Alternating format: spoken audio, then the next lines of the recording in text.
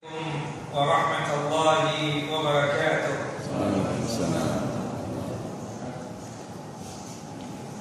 Innal hamdalillah nahmaduhu wa nasta'inuhu wa nastaghfiruh wa na'udzu billahi min shururi anfusina wa min sayyiati a'malina. May yahdihillahu fala mudilla lahu wa may yudlil fala hadiya lahu. Asyhadu an la ilaha illallah wahdahu la syarika lahu wa asyhadu anna Muhammadan abduhu wa rasuluh. Wa laqad qala Allah ta'ala fil Qur'anil 'azim, ya ayyuhalladzina amanu taqullaha haqqa tuqatih wa la tamutunna illa wa antum muslimun. Ya ayyuhan nas ittaqu rabbakum alladzi khalaqakum min nafsin wahidah wa khalaqa minha zawjaha wa batha minhuma rijalan katsiran wa nisaa'a wattaqullaha alladzi tasaaluna bihi wal arham innallaha kana 'alaykum raqiba. Ya ayyuhalladzina amanu taqullaha wa qulu qawlan sadida يصلح لكم أعمالكم ويغفر لكم ذنوبكم ومن يطع الله ورسوله فقد فاز فوزا عظيما. أما بعد فإن أصدق الحديث كتاب الله وخير الهدى هدى محمد صلى الله عليه وسلم وشر الأمور محدثاتها وكل محدثة بدعة وكل بدعة ضلالة وكل ضلالة في النار. إخواني وأخواتي في الدين أعزني وأعزكم الله. Bapak dan Ibu yang dimuliakan oleh Allah Subhanahu wa taala, melanjutkan membahas kita dan kajian kita, pembacaan kitab Fathul Majid disyarhi kitab Tauhid karya Asy-Syaikh Al-Allamah Abdurrahman bin Hasan Al-Syekh, yang dimana pada kesempatan kali ini insyaallah kita masuk kepada bab yang kedua atau syarah bab yang kedua berkaitan tentang penjelasan tentang masalah bab man haqqaqa tauhid dakhala al-jannah bighairi hisabin wala 'adab.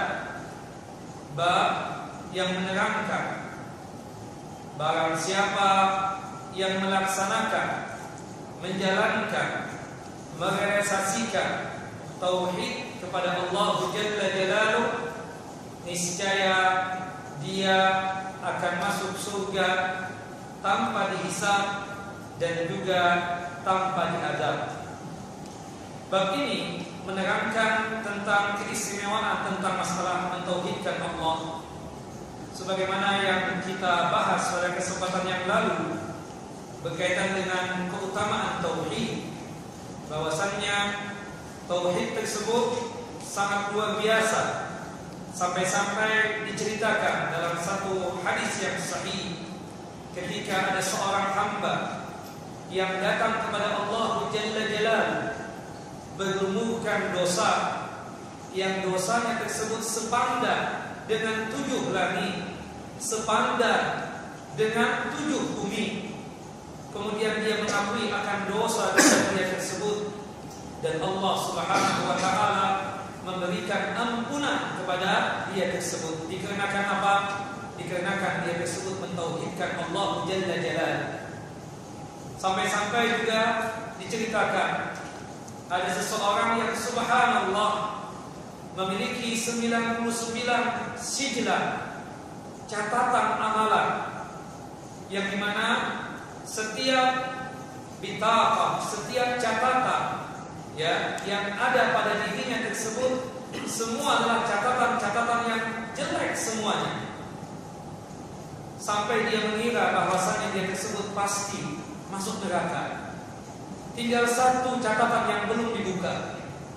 Ketika dibuka, subhanallah, ternyata amal baik dia. Dan amal baik dia tersebut mewujudkan tauhidnya kepada Allah Subhanahu wa taala. Kemudian keadilan Allah Subhanahu wa taala. Allah memerintahkan kepada malaikatnya untuk menimbang amalan tersebut, amalan baik dan amalan buruk yang dia miliki. Yang mana yang paling besar, yang mana yang paling berat. Dan subhanallah, yang paling berat tersebut ternyata adalah timbangan kebaikan dia tersebut, yaitu cuma sekedar mentauhidkan Allah Subhanahu wa taala. Sebab itu juga Allah Subhanahu wa taala mengampuni dosanya. Sampai-sampai dikatakan dalam hadis tersebut, yusafu bi rajulin min ummati ala ru'usil khalaiq yaum al-qiyamah.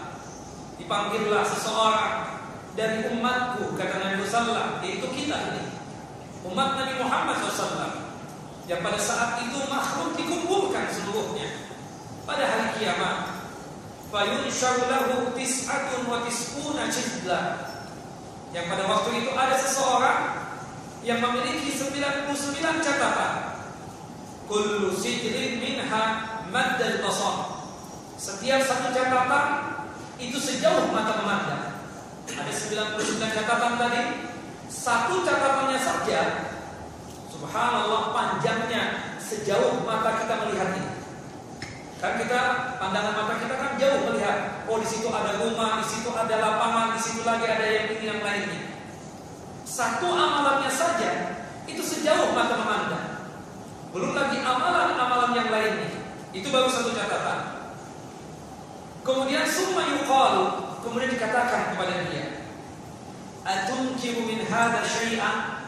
Dalam satu catatan amalan ini saja, yang dimana catatan itu sejauh mata memandang semuanya keburukan, semuanya kejelekan, semuanya maksiat, semuanya dosa. Allah adil.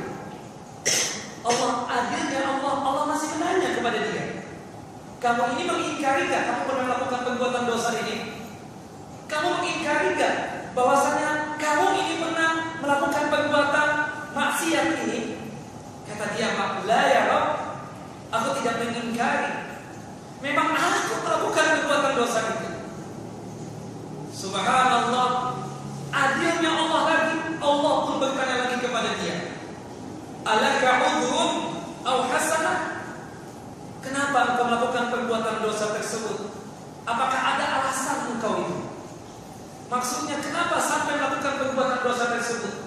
Atau mungkin dikenakan diancam, atau berkaitan dengan sesuatu hal yang engkau terpaksa melakukan itu? Atau mungkin ada kebaikan setelah perbuatan baik yang engkau lakukan, setelah perbuatan buruk yang engkau lakukan, setelah perbuatan jahat yang engkau lakukan, setelah perbuatan dosa yang engkau lakukan, engkau setelah itu melakukan perbuatan baik. Apa jawab dia? Fayuhabu rajul fayaqul. Kemudian laki-laki tersebut mengatakan lagi, la ya Rabb, tidak ada alasan. Memang itu dari hati aku melakukan perbuatan maksiat tersebut. Betul-betul punya niatan untuk melakukan perbuatan dosa itu. Yang engkau sodorkan kepada catatan itu benar adanya. Allahu Akbar. Karena pada saat itu kita gak bisa ingkar juga. Tapi Allah masih adil kepada kita, bertanya ya tentang apakah kita mengingkari, apakah mungkin ada alasan, mungkin diancam dan lain sebagainya. Kemudian fayuqal bala innalaka indana hasanah wa innahu la zulma alaihi. Ya. Kemudian singkat cerita, 99 itu dibuka semuanya. Satu catatan sejauh mata memandang. Ada 98 catatan semuanya jelek. Kemudian dia mengatakan, ya Rabb, aku tidak ada hasanah, tidak ada amal saleh yang aku kerjakan ketika di dunia, tidak ada pahala. Kata Allah Jalla Jalaluh, ya, bala, bahkan engkau innalaka indana hasanah. Engkau punya kebaikan. Allah yang menyebutkan kamu punya kebaikan. Wa innahu la zulma alaih. Hari ini pengadilannya betul-betul adil. fayukhraju lahu bitaqah, fayukhriju lahu bitaqatun min fiha, kemudian dikeluarkanlah, fayukhriju lahu bitaqatan fiha, kemudian dikeluarkanlah satu bitaqah, yang ternyata dikeluarkanlah satu catatan amal kebaikan yang cuma sekedar isinya itu adalah 2 kalimat syahadat, ketauhidan dia kepada Allah Jalla Jalaluhu, yaitu catatannya berisi apa? Asyhadu an la ilaha illallah wa asyhadu anna Muhammadan abduhu wa rasuluh. Dia cuma sekedar yakin bahwasannya tidak ada ilah, tidak ada Tuhan yang pantas untuk disembah kecuali Allah, dan Nabi Muhammad sallallahu alaihi wasallam dia pun yakin itu adalah sebagai hambanya Allah dan utusannya Allah. Tidak ada yang lain kecuali cuma sekedar itu saja. Kemudian hamba itu merasa miris ya. Cuma itu ya Rabb. Ya Rabb, ma hadhihi bitaqah? Ma hadhihi sijalat? Ya Rabb, apa yang dibandingkan dengan kebaikan? Satu kebaikan dibandingkan 98 kejahatan. Dari catatan yang Engkau catat ya Allah, semuanya jelek. Cuma satu kebaikan. Yang satu kebaikan ini aku merasa tidak bakalan mampu untuk mengalahkan 98 catatan berkaitan dengan kejelekan, yang dimana satu catatannya saja sejauh mata memandang semuanya jelek, semuanya dosa, semuanya maksiat. Kemudian Allah Subhanahu wa taala mengatakan lagi kepada dia, innaka la tuzlam, hari ini engkau tidak dizalimi. Fatudhaqus sajaratu fi kaffati atau fi kiffati wal bitaqatu fi kiffati. Engkau tidak dizalimi, tetap kita timbang. Tadinya orang ini merasa enggak usahlah sudah pakai ditimbang-timbang, karena 98 semua catatan buruk, cuma satu catatan saja yang baik. Kata Allah, engkau tidak dizalimi, tetap ditimbang. Yang mana yang paling berat? Yang baik ataukah yang buruk? Kemudian fayuqal, kemudian dikatakan lagi ya, fatashatis sajalatu wa taqalatil bitaqah. Ternyata 98 tadi catatan amal keburukan, yang satu catatan amalannya sejauh mata memandang itu lebih ringan. Sedangkan satu bitaqah, satu catatan yang isinya tersebut catatan kebaikan, yaitu 2 kalimat syahadat, ternyata lebih berat ketika ditimbang. Kemudian Allah Subhanahu wa taala mengatakan dengan keagungan dan kekuasaannya, Allahu Jalla Jalaluhu mengampuni dosanya dikarenakan ketauhidan dia dan memasukkan dia ke dalam jannah. Allahu Akbar. Bagi siapa ini? Bagi orang-orang yang merealisasikan tauhid. Ini penting masalah tauhid. Masalah akidah as-salimah, as-sahihah, itu penting buat kita. Inilah yang nanti yang akan menyelamatkan kita dari siksa api neraka. Sampai-sampai disebutkan dalam hadis yang lain, hadis dari Abdullah bin Umar atau Abdullah bin Amr bin As radhiyallahu anhuma, an Nabi sallallahu alaihi wasallam qala, dari Nabi sallallahu alaihi wasallam beliau bercerita tentang Nabi Nuh alaihi salam. Anna Nuh qala li ibnihi inda mautihi.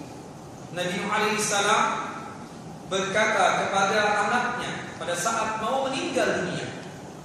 Anaknya ya, Nabi Nuh alaihi salam, bukan Kan'an. Anaknya Nabi Nuh banyak ya kan? Tidak menceritakan siapa anaknya tersebut. Sedangkan Kan'an sudah meninggal dunia.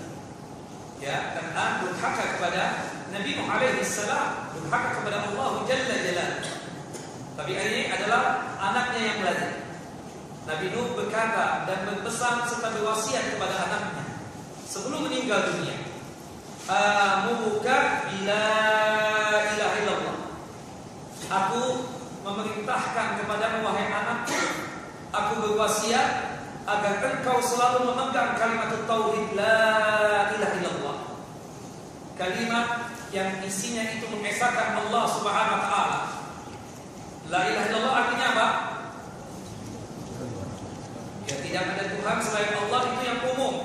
belajar di SD. Ya. Berarti secara realitas, secara kenyataan, adakah manusia yang menyembah selain Allah? Ada kan? Ada yang menyembah tempekong, ada yang menyembah kuburan, ada yang menyembah pohon, ada yang menyembah batu, dan seterusnya. La ilaha illallah itu artinya yang benar adalah la ma'budu bihaqqin illallah. Tidak ada sembahan yang pantas untuk disembah kecuali siapa? Allah Jalla Jalaluhu. Ya, sembahan-sembahan selain Allah itu kita nafikan. Itu batil, tidak benar. Yang mereka seru, yang mereka berdoa kepada ilah-ilah tersebut, yang mereka sembah, innahum batil, semuanya batil. Yang hak, yang benar hanyalah Allah Jalla Jalaluhu. Nabi Nuh alaihissalam berwasiat kepada anaknya, pegang erat, yakini terus tentang masalah la ilaha illallah ini. Kenapa? Fa innas samawati sab'a wal ardina sab'a law wada'at fi kiffatin wa la ilaha illallah fi kiffatin. Kita tahu langit ada berapa lapis? 7 lapis. Bumi juga 7 lapis. Digabung bumi dan langit, ya, langit 7 lapis, bumi 7 lapis, diletakkan di suatu timbangan. Kemudian la ilaha illallah diletakkan di suatu timbangan. Apa yang terjadi? Rajahat bihina la ilaha illallah. Yang paling berat tetap la ilaha illallah. Walau anna as-samawati as-sab'a wal ardina as-sab'a kun halqatan mubhamatan faqassatuhunna la ilaha illallah. Bahwasanya kalau seandainya seluruhnya ditimbang, langit dan bumi, kemudian ada makhluk yang lain, tetap la ilaha illallah. Subhanallah, ini wasiatnya Nabi Nuh alaihissalam kepada anaknya. Artinya disinilah keistimewaan, keutamaan tentang masalah din, masalah kalimat tauhid la ilaha illallah, yang dimana kalimat tauhid la ilaha illallah alladzi huwa afdalul a'mal. Kalimat tauhid la ilaha illallah paling utamanya amalan. Kalau kita ditanya paling utamanya amalan itu apa? 2 kalimat syahadah yang kita yakini. Ya, kalimat tauhid yang kita yakini tidak ada ilah yang berhak untuk disembah kecuali Allah Subhanahu wa taala. Ini jangan sampai hilang. Wa asasul millah wad din. Ingat, agama ini, din ini, ya, ajaran ini, dasarnya, landasannya yaitu apa? Kalimat tauhid la ilaha illallah. Dan juga a'lahul iman. Paling tingginya tingkatan keimanan tersebut apa? La ilaha illallah. Sebagaimana disabdakan dalam hadis yang sahih, hadis dari Abu Hurairah radhiyallahu anhu, hadis yang dikeluarkan oleh Imam Al-Bukhari dan Muslim, al-iman 60 atau 70 syu'batan. Iman itu 60 atau 70 tingkatan. A'laha, paling tingginya tingkatan keimanan tersebut qaul la ilaha illallah, kalimat tauhid yang kita yakini, kalimat tauhid yang kita ucapkan, kalimat tauhid yang kita amalkan, yang kita realisasikan dan kita jalankan. Kenapa? Faman qalaha bi ikhlasin wa yaqinin. Kata Syekh, barang siapa yang mengucapkan la ilaha illallah dengan penuh keikhlasan, ikhlas dia mengucapkan, tidak terpaksa, termasuk orang yang masuk Islam, ikhlas, wa yaqin, dan yakin, wa amila bi muqtadaha wa lawazimiha wa huquqiha, dan dia mengamalkan, dia realisasikan, dia amalkan sesuai dengan tuntutan yang ada pada kalimat tauhid tersebut, ya, dan lawazim yang lainnya dan kewajiban yang lainnya yang ada pada kalimat tauhid tersebut. Wastaqama ala dzalik, dan dia istiqamah terhadap apa yang dia ucapkan, terhadap apa yang dia amalkan berkaitan dengan kalimat tauhid. Fa hadhil hasanatu la yuwazinuha syai'un. Ini kebaikan yang tidak ada sesuatu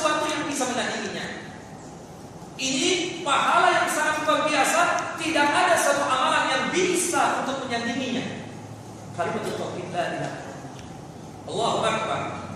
Makanya Allah mengatakan dalam surah Al-Ahqaf ayat yang ke-13. Surah Al-Ahqaf ayat yang ke-13.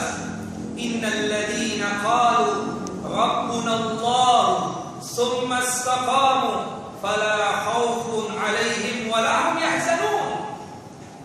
Dan sesungguhnya orang-orang yang sanggup untuk berkata Rabbuna, Tuhan kami Allah, summa istaqamu, dan dia istiqamah dengan apa yang dia ucapkan. Dia istiqamah dan menjalankan apa yang terkandung dalam kalimat tauhid la ilaha illallah tersebut, maka dipastikan dia tersebut wala khaufun alaihim, dia tidak bakalan takut nanti di akhirat kelak dimasukkan ke dalam neraka. Kenapa Allah menjamin dia orang yang yakin dengan kalimat tauhid la ilaha illallah dan dia merealisasikan, mengamalkan apa yang ada dalam kalimat tauhid la ilaha illallah tersebut, dimudahkan untuk masuk ke dalam jannah. Walahum yahzanun, di dunia dan di akhirat nanti dia tidak bakalan untuk bersedih. Subhanallah. Disinilah luar biasanya kalimat tauhid la ilaha illallah. Dalam hadis ini menunjukkan hadis yang sahih, hadis yang dikeluarkan oleh Imam Ahmad dalam kitab Musnadnya, ya, dari hadis Abdullah bin Amr bin Asadi, menunjukkan satu keistimewaan yang sangat luar biasa. Diceritakan dalam satu hadis yang lain bagaimana kekuatan kalimat tauhid la ilaha illallah. Ketika Nabi sallallahu alaihi wasallam pada waktu itu memiliki seorang khadim, seorang pembantu, ya, non muslim, kafir, beragama Yahudi. Dari hadis ini kita bisa mengambil pelajaran, bolehkah Ustaz kita mengambil, ya, pegawai kita atau pekerja kita non muslim atau kafir? Dari hadis yang dikeluarkan oleh Imam Al-Bukhari ini, boleh, dengan catatan berkaitan dengan amalan dunia. Berkaitan dengan amalan dunia, bukan amalan akhirat, bukan amalan agama. Ketika sang pembantu ini sakit, subhanallah, sebagai wujud majikan yang baik, Nabi SAW menjenguknya, mengunjunginya. Dari hadis ini juga kita bisa ambil, Ustaz, saya punya teman atau punya tetangga atau punya kolega non muslim kafir sedang sakit, bolehkah mengunjunginya? Bolehkah menengoknya? Kita katakan boleh. Berdasarkan hadis ini, ketika Nabi SAW sampai ke rumah sang pembantu, dilihat sang pembantu sakit begitu luar biasa parahnya, terbetik di pikiran Nabi SAW bahwasanya sang pembantu mau mangkat, mau meninggal dunia. Kemudian Rasulullah bersegera untuk menghampiri dia sambil memberikan wasiat dan nasihat. Ya gulam, aslim taslam, wahai pembantuku, masuklah engkau ke dalam Islam. Ucapkan kalimat tauhid la ilaha illallah, ucapkan dua kalimat syahadat, asyhadu an la ilaha illallah wa asyhadu anna Muhammadar Rasulullah. Taslam, engkau pasti selamat, diselamatkan dalam kehidupan akhiratmu. Sang pembantu dikarenakan bergaulnya dan bermuamalahnya di setiap hari bersama Nabi sallallahu alaihi wasallam, ya, dia melihat bagaimana akhlak, etika, attitude Nabi SAW kepada dia begitu baiknya, dan bagaimana Rasulullah SAW itu dalam masalah menjalankan din dan agama punya keinginan untuk masuk Islam. Tapi di samping Nabi SAW ada ayahnya. Dia melihat kepada ayahnya seakan-akan meminta izin untuk masuk Islam. Ayahnya paham dan mengerti, kemudian mengatakan kepada anaknya, ya waladi aslim taslam ati Abul Qasim, wahai anakku, masuklah engkau ke dalam Islam, selamat engkau, taatilah Abul Qasim. Taatilah siapa? Nabi Muhammad SAW. Karena kuliahnya Nabi Muhammad siapa? Abul Qasim. Abul Qasim ini adalah salah satu anaknya Nabi Muhammad SAW. Kita tahu anaknya Rasul 4 perempuan 3 laki. Yang laki bernama siapa? Ibrahim, Abdullah, dan juga Qasim. Makanya dikatakan ati Abul Qasim. Taatilah Abul Qasim, maksudnya taatilah Nabi Muhammad sallallahu alaihi wasallam. Kemudian sang pembantu pun mengucapkan dua kalimat syahadat. Asyhadu an la ilaha illallah wa asyhadu anna Muhammadar Rasulullah. Aku bersaksi tidak ada ilah yang pantas untuk disembah kecuali Allah, dan aku bersaksi bahwasanya Muhammad bin Abdullah utusan Allah.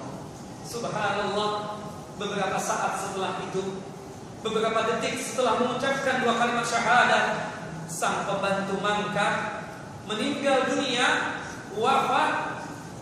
Rasulullah tersenyum, muka berseri-seri, sumringah betul Nabi SAW, bahagia betul Nabi Muhammad SAW sambil mengucapkan tahmid kepada Allah Jalla Jalaluhu. Alhamdulillah, Alhamdulillah alladzi anqadhahu minan nar. Segala puja puji hanya milik Allah Subhanahu wa taala yang telah menyelamatkan pembantuku dari siksa api neraka. Allahu akbar. Pertanyaannya bapak-bapak, husnul khotimah gak dia? Dianggap muslim gak dia?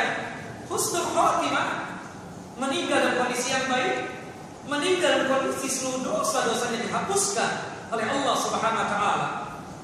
Bahkan dikabarkan masuk jannah, terhindar dari siksa api neraka. Cuma satu amalan yang dia pernah kerjakan ketika dia hidup, yaitu apa? La ilaha illallah, bukan kalimat syahadat.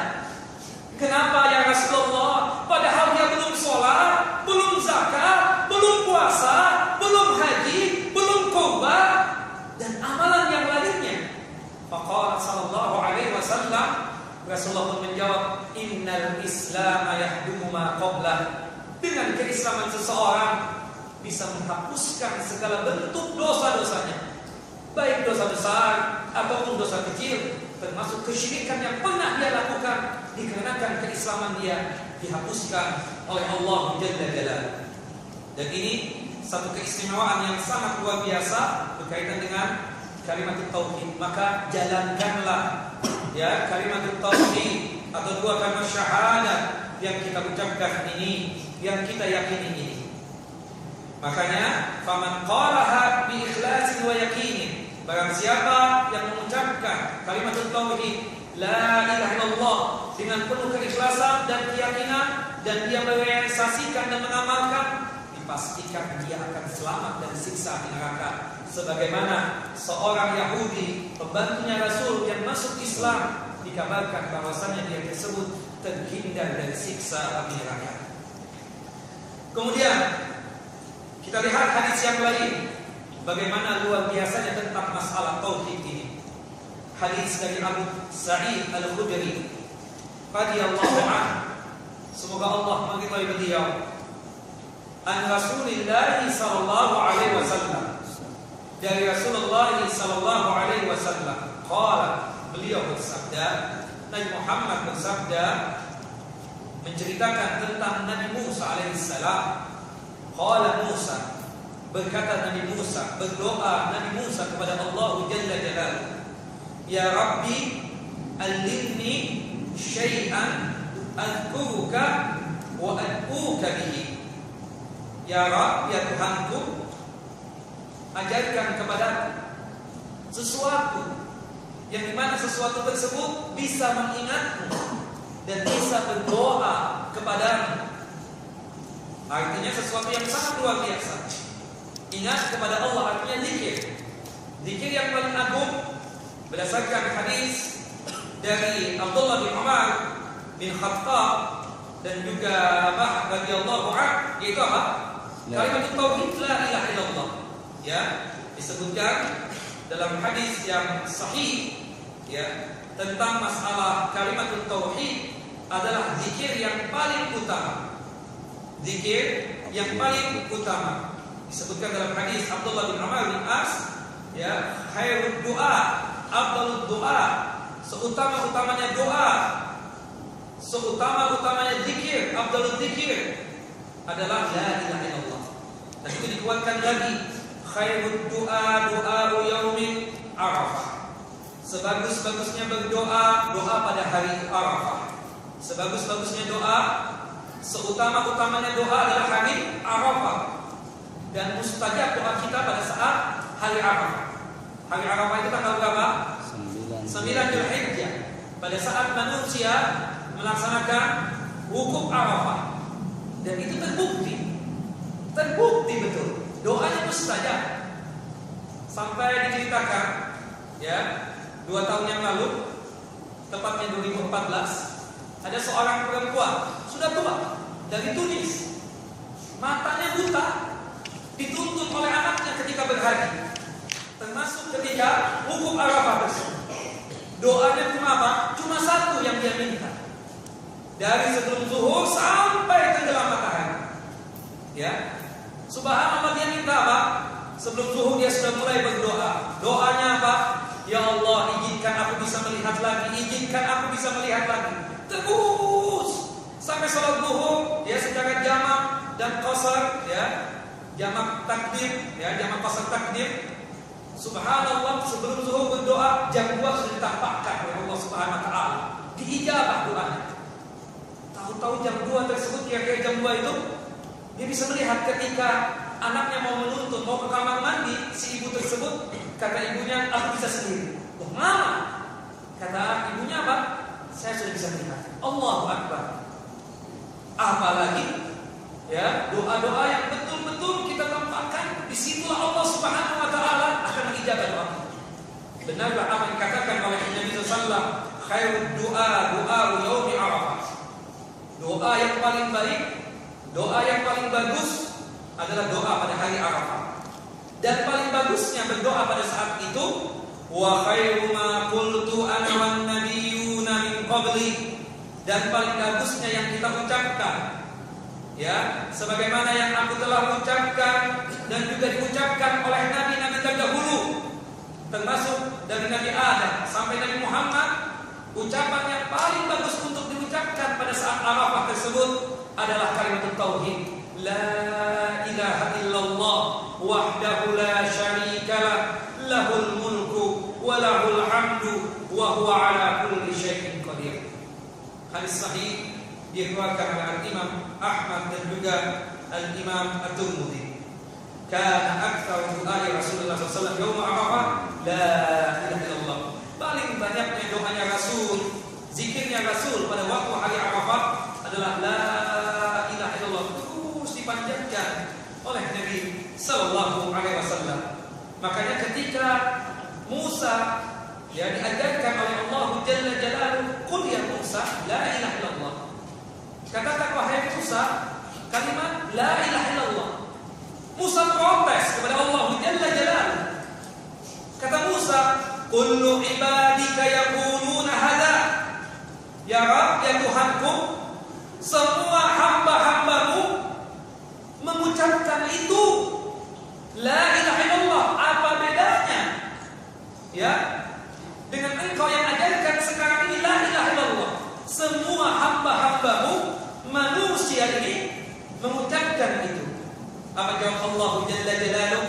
Ya Musa, law anna as-samawati as-sab'a wa amiruhunna ghairi wal ardina as-sab'a fi kiffatin wa la ilaha illallah fi kiffatin malat bihinna la ilaha illallah.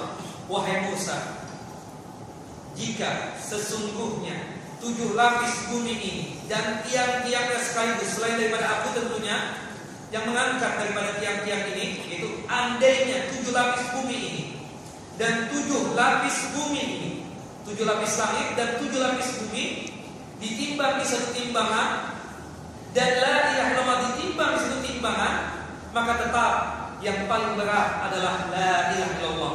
Maka oleh sebab itu ucapkanlah kalimat tauhid la ilaha illallah. Nah, ini fadilah dan keistimewaan tentang masalah tauhid ini, dan sungguh sangat luar biasa. Maka oleh sebab itu kita ini harus menjalankan apa yang kita yakini berkaitan dengan kalimat tauhid. Kita harus mewujudkan, merealisasikan apa yang kita yakini. Jangan sampai kalimat tauhid ini cuma sekedar di lisan kita, tapi betul-betul kita yakini dan ikhlas yang keluar dari lubuk hati yang paling dalam. Kemudian dengan ucapan lisan kita dan dibuktikan dengan perbuatan kita. Berhubung la ilaha illallah artinya la ma'budu bihaqqin illallah, tidak ada sembahan yang pantas untuk disembah kecuali Allah. berarti jangan sampai kita tersebut menyembah selain Allah. Kalau kita tidak menyembah selain Allah, tapi perilakunya, amalan yang dia berbuat adalah kesyirikan. Subhanallah, lawan daripada tauhid apa? Asyirku, menyebutkan Allah Jalla Jalaluhu, menyebutkan Allah Subhanahu wa ta'ala. Syirik ada dua, ada syirkul akbar dan ada asyirkul asghar. Ada syirik besar dan ada syirik kecil. Subhanallah, syirik besar yang Allah sebutkan dalam Al-Quran, sinonimnya, persamaan katanya, itu ada 4 kata. Ya, yang dimana kalau kita memahami 4 kata ini, insya Allah kita mampu untuk memahami bagaimana cara menjalankan tauhid yang sebenarnya, mewujudkan tauhid yang kita yakini, yang kita ucapkan la ilaha illallah. Kata syirik besar yang Allah sebutkan dalam Al-Quran, sinonimnya yang pertama adalah alihah, ilah-ilah, atau Tuhan-Tuhan kalau kita artikan secara bahasa. Maksudnya apa? Orang yang menyembah selain Allah, orang yang beribadah kepada selain Allah, dipastikan mereka tersebut musyrikun. Orang-orang yang telah berbuat syirik, yang menafikan ketauhidan dia kepada Allah Jalla Jalaluhu. Dan syirik yang dia lakukan syirik apa? Syirik besar. Makanya kata para ulama, seluruh agama selain daripada Islam tentunya, apapun agamanya, entah Konghucu, Buddha, Hindu, Nasrani, Yahudi, mereka itu selain kafirin, orang-orang yang ingkar kepada Allah Jalla Jalaluhu, sekaligus mereka tersebut adalah musyrikun, orang-orang yang telah menyekutukan Allah Subhanahu wa ta'ala. Dan syirik yang mereka lakukan adalah syirik besar. Makanya kata sahabat jalil Abdullah bin Abbas radhiyallahu anhuma, ma ara rajulan asyraku billahi minal yahud wa nasara. Aku tidak pernah melihat orang paling syiriknya orang kepada Allah Jalla Jalaluhu, manusia paling syiriknya manusia kepada Allah Subhanahu wa ta'ala, kecuali orang Yahudi dan Nasrani. Ditanyakan kepada sahabat Abdullah bin Abbas, di mana? Kenapa kok bisa begitu? Kata Abdullah bin Abbas, kita lihat orang Yahudi. Orang Yahudi menjadikan Nabi Allah Uzair sebagai anak Allah, dan mereka menyembah Nabi Allah Uzair tersebut. Dan ini adalah penyekutuan yang sangat luar biasa kepada Allah Subhanahu wa ta'ala. Syirik besar yang dimana menafikan ketauhidan dia kepada Allah Subhanahu wa ta'ala. Kita lihat kaum Nasrani, apapun Nasraninya, entah Protestan, Katolik, Ortodoks, semuanya menjadikan Nabi Allah Isa alaihi salam sebagai anak Allah, dan mereka menyembah Nabi Allah Isa alaihi salam. Dan ini adalah penyekutuan yang sangat luar biasa kepada Allah Jalla Jalaluhu dalam masalah ibadah. Dan ini menafikan ketauhidan. Yang jelas, agama yang mentauhidkan Allah cuma Islam. Selain daripada Islam, mereka itu kafirin, musyrikin. Orang-orang kafir sekaligus orang-orang musyrik. Itu kata yang pertama yang Allah sebutkan dalam Al-Quran dengan bahasanya Allah apa? Alihah, jamak daripada ilah. Maksudnya apa? Tuhan-Tuhan. Kemudian yang kedua, syirik besar yang Allah sebutkan dalam Al-Quran dengan bahasanya Allah menyebutkan kata-kata al-arbab. Al-arbab artinya apa? Rabb, Tuhan juga. Kalau kita artikan secara bahasa, tapi bedanya ilah dan Rabb, apa bedanya? Kalau ilah itu berkaitan dengan tauhid al-uluhiyah, berkaitan dengan tauhid ibadah. Al-ma'bud artinya yang disembah. Kalau Rabb itu Tuhan juga, itu kaitannya dengan tauhid ar-rububiyah. Tauhid ar-rububiyah itu artinya apa sih? Mengesahkan Allah dalam perbuatan Allah. Ifrad Allah fi af'ali, mengesahkan Allah dalam perbuatan-perbuatan Allah. Di antara perbuatan Allah menciptakan, memelihara, mematikan, menghidupkan, memberikan rizki. Itu di antara perbuatan-perbuatan Allah Jalla Jalaluhu. Jika ada di antara manusia yang berkeyakinan bahwasannya ada manusia yang sanggup untuk berbuat seperti Allah Subhanahu wa taala berbuat, atau memiliki sifat sebagaimana Allah memiliki sifat, berarti dia tersebut telah jatuh ke dalam kesyirikan, dan syirik yang dia lakukan adalah syirik besar. Banyak kan di antara manusia muslim dia mengaku beriman kepada Allah Jalla Jalaluhu, tapi mana ketika menjalankan ketauhidan dia belum dikatakan sebagai orang yang belum mewujudkan tauhid yang dia ucapkan tersebut. Subhanallah, masih suka dalam kedukun, peramal, paranormal dan seterusnya, bertanya ini dan bertanya itu tentang nasib dia. Sampai subhanallah cuma sekedar bertanya tentang hari perkawinan. Hari perkawinan harus dukun yang menentukan. Kira-kira cocok nggak kalau hari Sabtu kita bikin kawinan anak kita ini? Ya, sekedar berbesan mau mengawinkan anak, tanyanya sama dukun, tanya sama peramal, waliyadzubillah. Dan ini jelas apa? Kesyirikan, menyebutkan Allah Jalla Jalaluhu. Ini yang kadang nggak sadar, kita ini masih belum menjalankan tauhid, belum mewujudkan tauhid yang sebenarnya. Ini yang dibahas dalam bab ini. Bagaimana orang yang merealisasikan tauhid, mewujudkan tauhid, dia tersebut aman dari siksa neraka. Tapi kalau seandainya masih berbau kesyirikan, masih suka berkaitan dengan dukun dan pendukunan, peramal dan ramalan, berarti dia tersebut belum menjalankan tauhid secara benar. Ya, hati-hati betul. Yang ketiga, ya, Allah Subhanahu wa taala menyebutkan kata syirik besar tersebut ya dengan istilahnya Allah tawarid. Tawarid jamak daripada taghut. Taghut tahu ya ikhwan wa akhwat? Taghut kata Imam Malik rahimahullah, kullu ma 'ubida min dunillahi fa huwa taghut. Segala sembahan selain Allah Jalla Jalaluhu, apapun yang dia sembah selain Allah tentunya, ya, menyembah batu, menyembah tempekong, menyembah pohon, berarti dianggapnya dia tersebut menyembah taghut. Menyembah taghut artinya menyembah selain Allah Jalla Jalaluhu. Jelas ikhwan? Jelas akhwat? Ya. Subhanallah. Saya ingin bagaimana supaya kita ini paham bagaimana kita ini mewujudkan ketauhidan yang kita yakini. Subhanallah. Pakai cincin boleh tidak? Tentu boleh. Cuma kalau untuk laki-laki tidak boleh pakai cincin apa? Emas. Ya, emas itu pakaiannya wanita.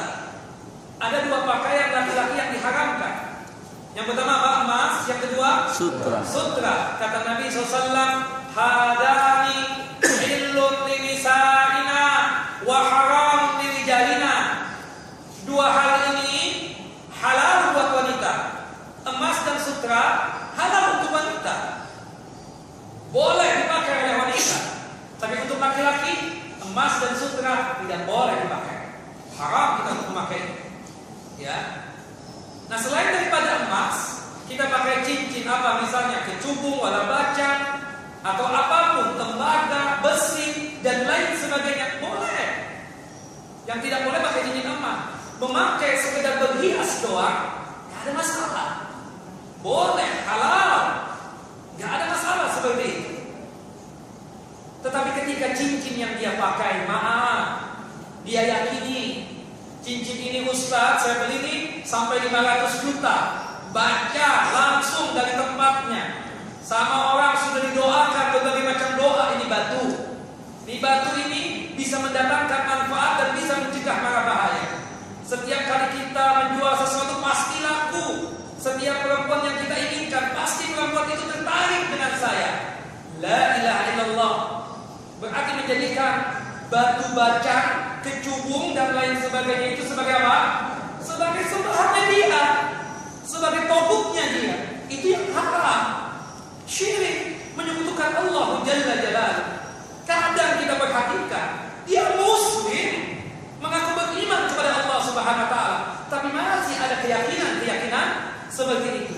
Nah, ini orang berarti belum mewujudkan ketauhidan, belum menjalankan ketauhidan yang dia yakini tersebut. Yakin Allah sebagai Tuhannya, tapi kandungan yang ada pada kalimat tauhid la ilaha illallah dia tidak jalankan.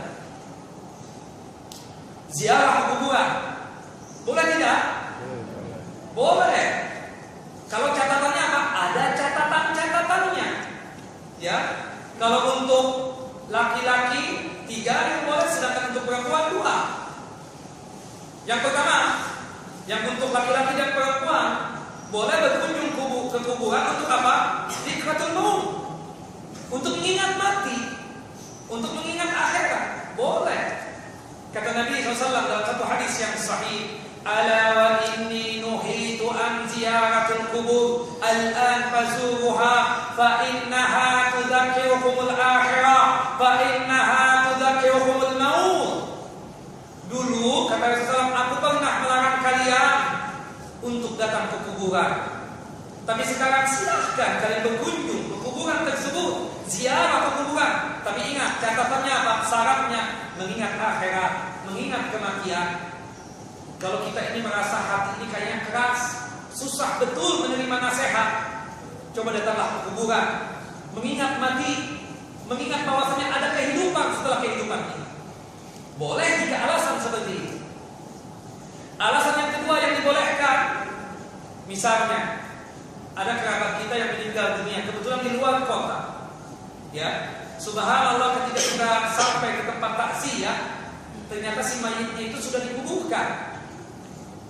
Boleh nggak kita datang ke kuburan untuk menyolatkan jenazah? Boleh tidak? Boleh. Dalilnya?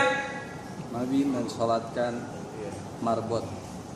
Bukankah di kuburan tidak boleh sholat? Kecuali sholat jenazah boleh. Iya, benar. Kita katakan di kuburan tidak boleh sholat. Sholat yang berkaitan dengan ada ruku dan sujud. La tusallu ilal kubur wa la tajlisu 'alaiha. Kata Nabi sallallahu, janganlah kalian sholat menghadap kuburan dan janganlah duduk di atas kuburan. Sholat di kuburan tidak boleh. Innama ju'ilati al-ardu masjidan wa tahuran illa al-maqbara wal hammam. Kata Rasulullah, dijadikan seluruh bumi ini, seluruh tanah ini bersih dan suci dan boleh untuk sholat kecuali 2 tempat, yaitu apa? Kuburan dan kamar mandi. Dalam riwayat yang lain, ya, adalah mabarikul ibil, kandang onta. Ya, ada 3 tempat yang kita nggak boleh sholat: kuburan, kamar mandi, dan kandang onta. Selain itu boleh. Sholat yang bagaimana yang tidak boleh di kuburan tersebut? Sholat yang ada ruku dan sujudnya. Semua sholat ada ruku dan sujudnya, berarti tidak boleh. Yang boleh adalah sholat yang tidak ada ruku dan sujudnya, yaitu sholat jenazah. Karena sholat jenazah itu cuma 4 kali takbir. Takbir yang pertama membaca apa? Al-Fatihah. Al-Fatihah. Takbir yang kedua salawat Nabi. Takbir ketiga doa. Takbir yang keempat, ya, boleh doa, boleh tidak. Kemudian salam. Salamnya boleh 2 kali, boleh 1 kali. Ya, dalilnya apa? Hadis Nabi SAW, hadis yang sahih. Ketika itu Nabi SAW baru datang dari safar. Kemudian ketika Rasulullah ke masjidnya, ke Masjid An-Nabawi, tidak melihat lagi seorang perempuan yang biasa membersihkan masjid, cleaning service di masjid. Kata Rasulullah, aina fulana? Mana si fulana yang biasa membersihkan masjid ini? Kata sahabat, tufiyat ya Rasulullah, sudah meninggal dunia. Qala sallallahu alaihi wasallam, Rasulullah pun mengatakan kepada sahabatnya, ala tukhbiruna? Kenapa kalian tidak mengabarkan kepadaku si fulana meninggal dunia? Ya Rasulullah, antum sufun musafir, antum safar keluar kota, gimana kami menghabarkannya?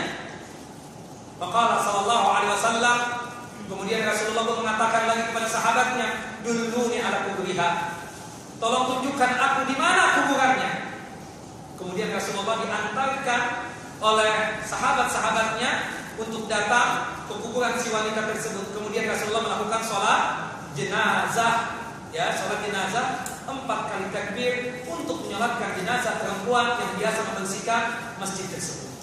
Nah, artinya kalau kita misalnya ke tempat saudara kita kebetulan di luar kota, kemudian ketika sampai ternyata mayitnya sudah dikuburkan, jenazahnya sudah dikuburkan, kita boleh datang ke kuburannya untuk menyolatkan jenazah. Sebagaimana umumnya, kalau misalnya ini kuburan yang meninggal itu laki-laki, kita berada di mana? Di hadapan apa?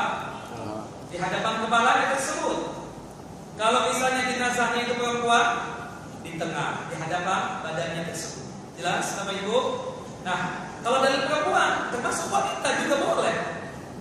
Diceritakan dalam satu athar yang sahih, Ummul Mukminin Aisyah radhiyallahu anha, beliau memiliki saudara laki-laki, anak Abu Bakar As-Siddiq yang bernama Abdurrahman bin Abdullah bin Abi Quhafah atau Abdurrahman bin Abi Bakar As-Siddiq. Ketika itu meninggal di Makkah. Sedangkan Bunda Aisyah tinggal di mana? Di Madinah. Perjalanan dari Madinah ke Makkah pada zaman dulu berapa hari? 1 minggu. Ya, bukan zaman sekarang. Kalau zaman sekarang ini jarak Madinah dan Makkah 450 km. Kalau pakai mobil pribadi mungkin 3 jam sampai. Kalau naik bis karena berhenti bisa 5 jam. Ya kan? Nah, Bunda Aisyah tidak sempat untuk datang ke Makkah Al-Mukarramah untuk takziah kepada saudaranya tersebut. Qaddar Allah, ketika beliau umrah, habis selesai umrah, beliau sempatkan untuk datang ke Ma'lah, ke kuburan yang ada di Makkah Al-Mukarramah, untuk apa? Menyolatkan jenazahnya, ya, Abdurrahman bin Abi Bakar As-Siddiq. Di sini pun juga dalil menunjukkan wanita boleh ke kuburan kalau misalnya alasan seperti ini. Selain mengingat mati dan alasan yang saya sebut kedua tadi, untuk menyolatkan jenazah yang memang kita belum pernah menyolatkannya, berhubung dia saudara kita atau mungkin ayah kita, ibu kita atau teman dekat kita, boleh dan kemudian kita lakukan. Nah, itu cukup dengan 2 dalil itu. Nah, sedangkan yang ketiga, laki-laki boleh, perempuan tidak boleh. Yaitu apa? Mengantarkan jenazah ke pemakaman, menguburkan orang meninggal dunia. Untuk wanita tidak boleh. Untuk laki-laki boleh. Dalil yang melarang wanita untuk mengantarkan jenazah ke pemakaman, untuk menguburkan atau menyaksikan pemakaman, menyaksikan penguburan. Dalilnya apa? Pengharamannya hadis Ummu Atiyah. Kata Ummu Atiyah, seorang perempuan sahabat Nabi SAW, nuhina an ittiba'il janais. Nuhina an ittiba'il janais. Kami wanita dilarang oleh Nabi SAW untuk mengantarkan jenazah, ya, ke pemakaman, menyaksikan penguburan orang yang meninggal dunia. Itu dalilnya. Nah, selain daripada itu tidak dibolehkan ikhwan wa akhwat fi din, a'azani wa azakumullah, tetap ke kuburan, entah nyekar, entah sebelum Ramadan atau sebelum Idul Fitri atau pas waktu Idul Fitri, tidak dibolehkan demikian. Yang jelas, alasan-alasan yang tadi kita sebutkan itu saja membolehkan kita untuk datang ke kuburan atau ziarah kubur. Ya, apalagi maaf sampai ziarah keluar kota khusus untuk datang ke kuburan si fulan atau alan yang mereka yakini sebagai wali, itu lebih tidak boleh lagi. Ya.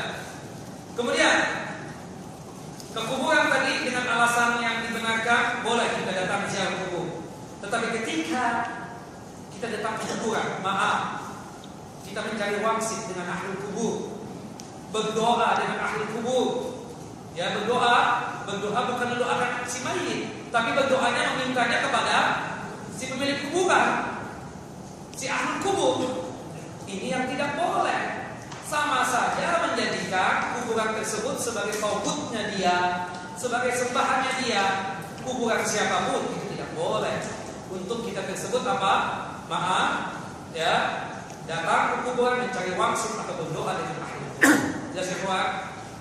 Nah, kemudian selanjutnya untuk merealisasikan ketauhidan kita ini, ya, kita tahu mengumpulkan benda-benda boleh nggak?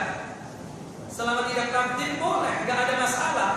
Ya, mengumpulkan handphone, sendok, garpu, piring, cangkir, boleh tidak? Boleh. pedang, ya, mandau, keris, ya, anggar, boleh nggak? Boleh. Tapi kapan tidak bolehnya?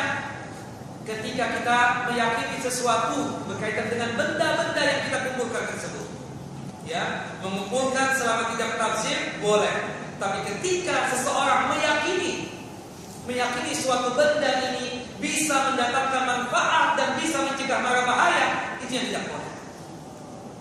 Contoh, seseorang menaruh mandau di depan pintu rumah dia.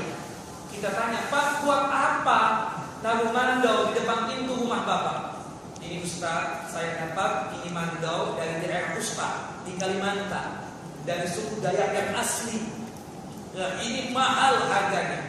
Dan menurut kepala sukunya, ini kalau kita meletakkan mandau di depan pintu rumah kita, segala bentuk hal yang mencelakakan, mudarat atau sihir atau berkaitan dengan apapun yang sifatnya gaib tidak bisa untuk masuk ke rumah kita. Berkeyakinan seperti itu berarti sama sekali menjadikan mandau itu sebagai apa? Sebagai tauhidnya dia, sebagai sembahannya dia.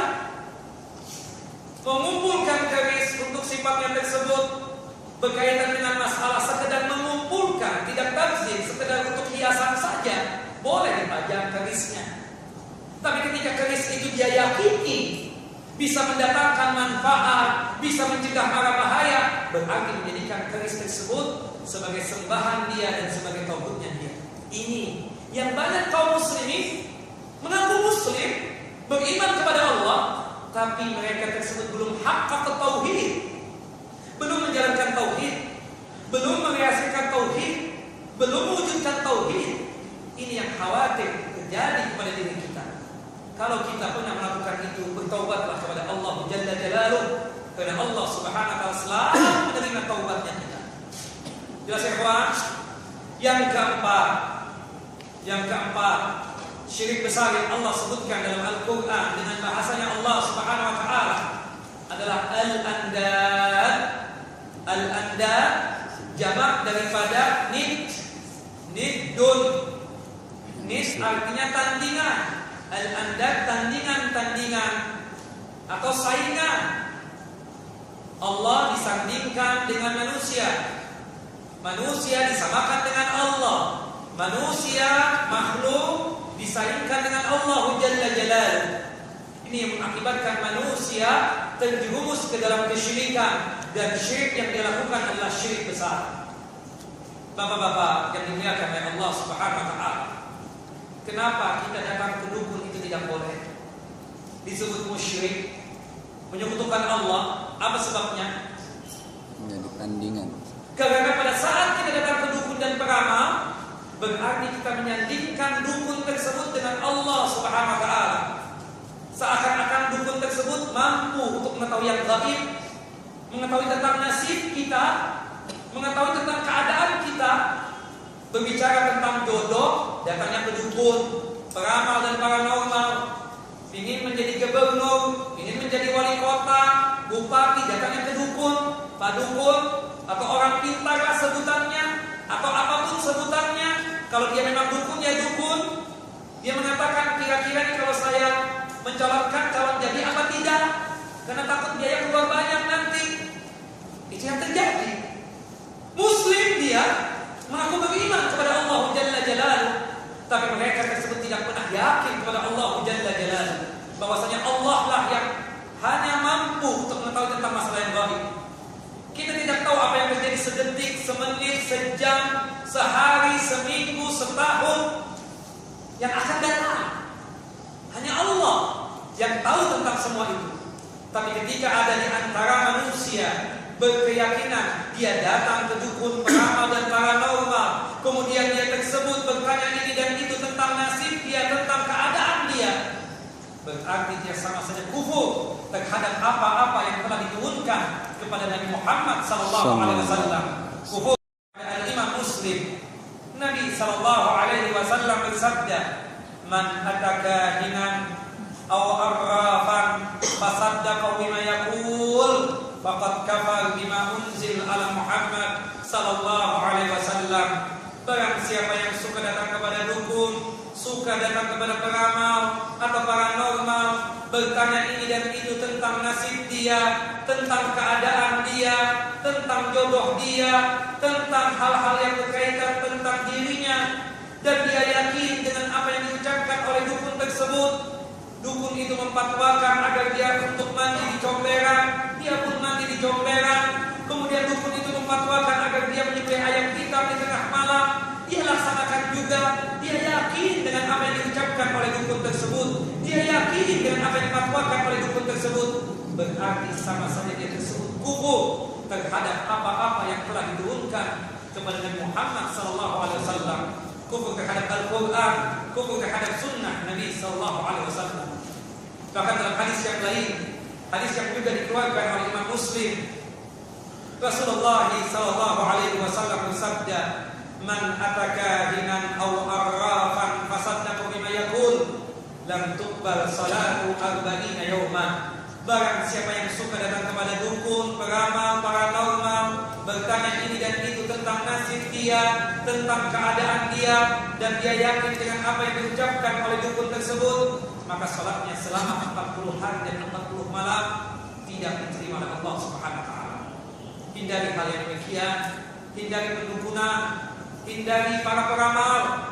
Meskipun seakan-akan pakaian dia seakan-akan menunjukkan keislaman dia, pakaian dia menunjukkan seakan-akan dia beriman kepada Allah Jalla Jalaluhu, tapi maaf, ketika yang dikeluarkan adalah berkaitan dengan kesyirikan, menyekutukan Allah Subhanahu wa taala, maka wajib kita hindari orang tersebut.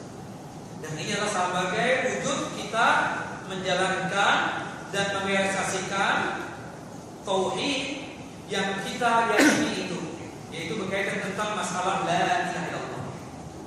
Kita lihat pada halaman 125 syarah bab yang kedua di dalam kitab Fathul Majid, ya. Di sini Asy-Syaikh memberikan judul dengan judul seperti ini. Bab man haqqaqa tauhid dakhala al-jannah bighairi hisab. Bab orang yang menjalankan tauhid atau mewujudkan tauhid atau merealisasikan tauhid yang dia yakini pasti akan masuk surga, bahkan tanpa dihisab. Dalam kesempatan yang lain tanpa diadab, ya. Nah, di sini kita katakan pentingnya tentang masalah tauhid ini. Dengan kita mentauhidkan Allah, maka insya Allah kita akan bebas dari hisabnya Allah, akan langsung masuk ke dalam jannah dan surga. Disebutkan di sini Asy-Syaikh membukanya dengan firman Allah Jalla Jalaluhu dalam surah An-Nahl, surah yang ke-16 ayat 120, menceritakan tentang sosok Nabi Allah Ibrahim alaihissalam. Menceritakan tentang sosok Nabi Allah Ibrahim alaihissalam. Dikatakan di sini oleh Allah Jalla Jalaluhu, "Inna Ibrahim kana ummatan qanitan lillahi hanifan wa lam yakun minal musyrikin." Sesungguhnya Ibrahim, seorang Ibrahim adalah ummatan. Ummah di sini bisa diartikan adalah sebagai seorang imam. Bisa jadi ummatan di situ maksudnya qudwatan, suri tauladan, contoh, wa imamah. Kenapa kita mengambil contoh dari Nabi Allah Ibrahim alaihissalam? Karena dia tersebut imamah, seorang imam, seorang nabi, mualliman lil khair, dan selalu mengajarkan kebaikan. Makanya disebut ummah. Padahal umat itu kan sekelompok manusia. Tapi Allah menyebutkan satu orang Ibrahim dianggap ummah karena banyak di antara manusia yang mengambil contoh dari ketauhidan Nabi Allah Ibrahim alaihissalam. Qanitan lillah, yang Nabi Allah Ibrahim alaihissalam ini selalu taat kepada Allah Jalla Jalaluhu, taat kepada Allah Subhanahu wa taala. Qanitan, kata Syekh Islam Ibnu Taimiyah, al-qunutu dawamut ta'ah wal musalli idza qala qiyamuhu aw ruku'uhu aw sujuduhu fa huwa itu artinya adalah selalu melakukan ketaatan. Nabi Ibrahim alaihissalam orang yang selalu taat kepada Allah Jalla Jalaluhu. Nabi Ibrahim alaihissalam ini sampai Allah abadikan dalam surah Al-Baqarah bagaimana cobaan-cobaan yang dialami oleh Nabi Ibrahim alaihissalam. Wa idh ibtala Ibrahim rabbuhu bikalimatin fa'atammahum. Bagaimana Allah Azza wa Jalla menguji seorang Nabi Allah Ibrahim alaihissalam. Ujian tersebut dilewati oleh Nabi Ibrahim alaihissalam dengan sempurna.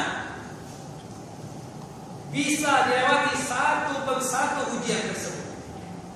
Dari ujian yang paling kecil dan ujian yang paling berat. Di antara ujian yang paling berat adalah ketika Nabi Ibrahim alaihissalam meninggalkan istri dan anaknya yang masih kecil, baru berumur beberapa hari, ditinggalkan di suatu tempat yang pada waktu itu tidak ada manusianya, tidak ada penghuninya, yang kesusahan untuk mendapatkan makan dan minum. Baru dapat anak dari seorang istri yang bernama Hajar, anak yang bernama Ismail alaihissalam. Kemudian Allah perintahkan agar Ibrahim alaihissalam menempatkan anak dan istrinya tersebut di tempat yang sekarang disebut Mekah Al-Mukarramah. Pada waktu itu tempat itu Mekah tidak ada penghuninya, tidak ada manusianya. Subhanallah, ketika Nabi Ibrahim alaihissalam menempatkan mereka di Mekah Al-Mukarramah, Nabi Allah Ibrahim alaihissalam meninggalkan mereka tanpa meminta izin untuk meninggalkannya. Subhanallah, karena tidak sanggup untuk berkata, kamu tinggal di sini ya, aku tinggalkan dulu. Tidak mungkin. Siapapun suaminya, siapapun ayahnya, siapapun laki-lakinya, berat. Tapi karena keyakinan Nabi Ibrahim alaihissalam untuk menjalankan tauhid, dia yakin Allah yang perintahkan, Allah juga yang akan membantu. Ini sebagai cobaan bagaimana wujud Nabi Ibrahim alaihissalam mentauhidkan Allah Subhanahu wa taala. Ketika Nabi Ibrahim alaihissalam meninggalkan Hajar dan Ismail, Hajar pun berkata, "Ya Ibrahim, apakah engkau meninggalkan kami di sini, di tempat yang tidak ada penghuninya, yang susah untuk makan dan minum?"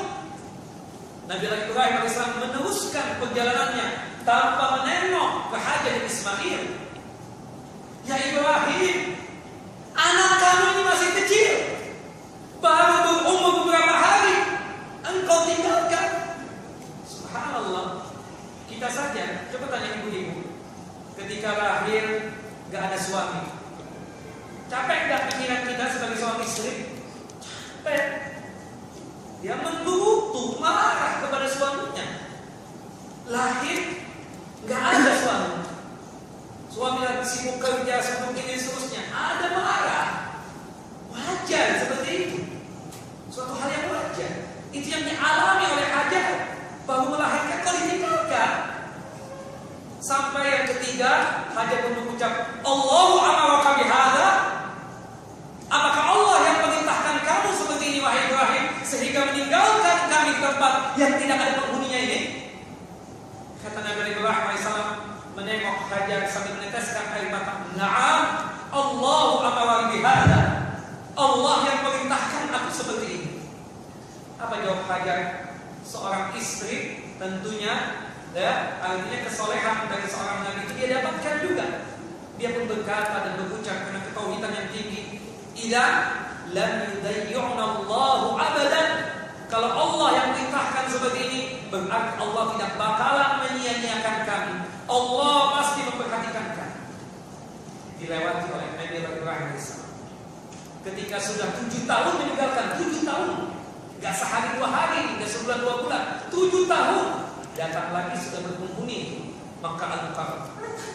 Baru ketemu, ya, seminggu, setelah seminggu, karena bahagianya ketemu Ismail alaihissalam, anak yang akan mewarisi, ya, apa yang dia miliki, termasuk sifat kenabian, karena Nabi Allah Ismail akan diangkat juga menjadi nabi. Allah merintahkan Nabi Allah Ibrahim alaihissalam untuk menyembelih anaknya sendiri. Bayangkan, 3 hari 3 malam berturut-turut bermimpi. Mimpinya perintah menyembelih Ismail alaihissalam, dan mimpinya para nabi adalah mimpi apa? Hak, benar. Artinya wahyu dari Allah Jalla Jalaluh. Bukan sebagaimana mimpinya kita. Kalau kita mimpi menyembelih anak, itu buah tidur. Jangan dilaksanakan bapak-bapak. Ya, bisa bahaya, bisa ditangkap kita. Ya. Nah, yang jelas kita katakan itu mimpinya Nabi. Mimpinya Nabi, mimpinya Rasul, itu wahyu dari Allah Jalla Jalaluh. Tapi baiknya Nabi Ibrahim alaihissalam, Ismail baru 7 tahun. Ismail baru 7 tahun, cuma sudah adil seperti orang remaja dan dewasa. Subhanallah, ditanya oleh Ibrahim alaihissalam, ya, wahai anakku, aku diperintahkan oleh Allah Jalla Jalaluh untuk menyembelihmu. Wa makara, bagaimana tanggapanmu, bagaimana sikapmu, dan bagaimana pendapatmu? Subhanallah. Kalau anak zaman sekarang, bapak aja yang disembelih deh. Ya, seperti itu. Tapi Nabi Ibrahim tidak, Nabi Ismail tidak mengucapkan seperti itu. If'al ma tu'mar satajiduni insyaallah minas sabirin. Wahai ayahda, kerjakan apa yang diperintahkan oleh Allah Subhanahu wa taala. Niscaya akan mendapatkan Ismail, mendapatkan saya anaknya ini, termasuk dan tergolong orang-orang yang sabar. Allahu Akbar. Itu pun bisa dilewati oleh Nabi Allah Ibrahim alaihissalam, yang sampai pada akhirnya Nabi Allah Ismail alaihissalam diganti dengan kambing kibas yang sangat besar, yang disembelihnya waktu itu di Mina. Ya, ada Qubbatul Ismail. Ya, kalau kita ke Mina itu ada Qubbatul Ismail. Disitulah tempat penyembelihan Ismail alaihissalam yang diganti oleh Allah Jalla Jalaluh dengan kambing kibas. Kambing kibas dari mana? Dari Allah. Yang diceritakan kambing kibas itulah kambingnya Habil. Pernah cerita tentang Qabil dan Habil yang diperintahkan oleh Allah Jalla Jalaluh untuk apa? Untuk berkorban. Ya, Habil berkorban dengan kambing yang besar, yang kuat, yang dagingnya masya Allah empuk dan seterusnya. Sedangkan Qabil, ya, dia mengambil buah-buahan yang busuk, ya, sayuran yang sudah rusak dan seterusnya. Akhirnya korbannya Habil diterima oleh Allah Jalla Jalaluh, sedangkan Qabil tidak diterima oleh Allah Subhanahu wa taala. Nah, kambingnya tersebut kan diangkat oleh Allah Jalla Jalaluh. Diceritakan kambingnya itu adalah kambing yang kemudian Allah tunjukkan pada saat penyembelihan Ismail alaihissalam. Kambing itulah yang disembelih oleh Nabi Allah Ibrahim alaihissalam. Belum lagi cobaan-cobaan yang lainnya, ya, seperti cobaan umur 80 tahun disuruh khitan, disuruh sunat, ya kan? Seperti itu. Makanya dari hadis ini laki-laki itu wajib untuk dikhitan. Ya, Nabi Allah Ibrahim alaihissalam berdasarkan hadis yang sahih, hadis dari Abu Hurairah radhiyallahu anhu, dikhitan umur berapa? 80 tahun.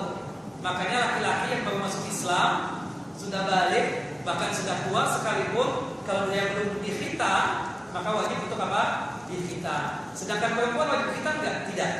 Perempuan itu cuma hukumnya apa? Mubah, boleh dikhitan, boleh tidak. Makanya kalau seandainya ada seorang wanita masuk Islam, sudah dewasa, bahkan mungkin sudah tua, maka tidak boleh kita apa?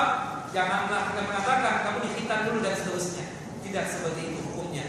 Bahwasannya laki-laki lah yang wajib untuk apa? Dikhitan. Wallahu a'lam. Baik. Nabi Ibrahim alaihissalam kana ummatan qanitan lillahi hanifah. Betul-betul mentauhidkan Allah.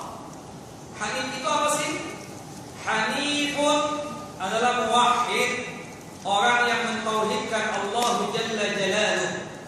Disebutkan oleh Al-Allamah Ibnu Qayyim rahimahullah, murid daripada Syekh Islam Ibnu Taimiyah.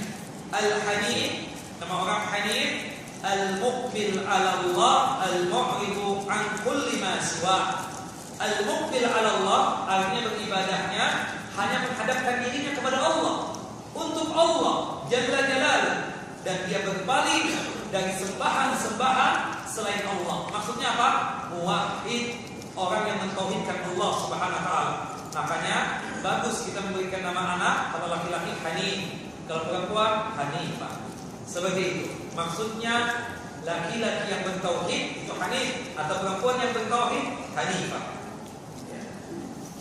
Kemudian disebutkan annahu ma kana minal musyrikin. Nabi Allah Ibrahim alaihissalam orang yang bertauhid, wa lam yakun minal musyrikin. Dia itu bukanlah orang yang musyrik, menyekutukan Allah Subhanahu wa taala. Li sihhati ikhlasihi, dikarenakan sehatnya keikhlasan dia, bagusnya dia tersebut mengikhlaskan diri untuk Allah Jalla Jalaluhu dalam masalah beribadah. Wa kamali sidqihi, dan sempurnanya keyakinan dia kepada Allah Jalla Jalaluhu untuk membenarkan Allah sebagai Tuhan satu-satunya yang pantas untuk disembah. Wa bu'dihi anasyirki, dan dipastikan Nabi Allah Ibrahim alaihissalam adalah orang yang jauh daripada menyekutukan Allah Subhanahu wa taala.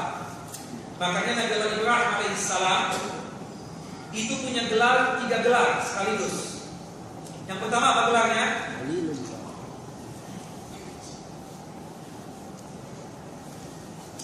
Yang pertama gelarnya Nabi Allah Ibrahim alaihissalam Khalilullah atau Khalilur Rahman, kekasihnya Allah Subhanahu wa taala.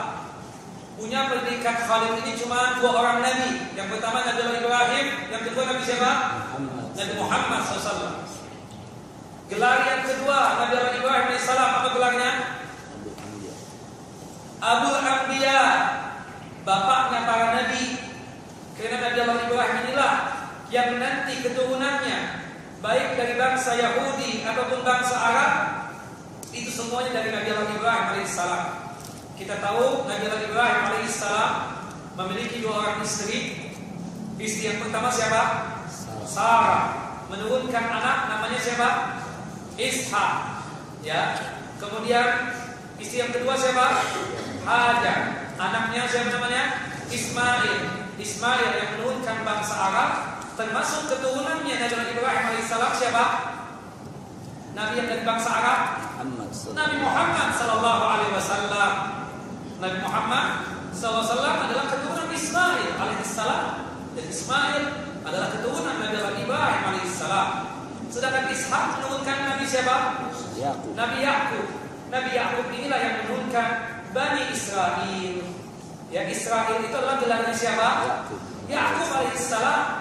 Israel, Yahudi, gelarnya siapa? Nabi Yakub alaihissalam. Israel itu secara bahasa bagus, artinya apa?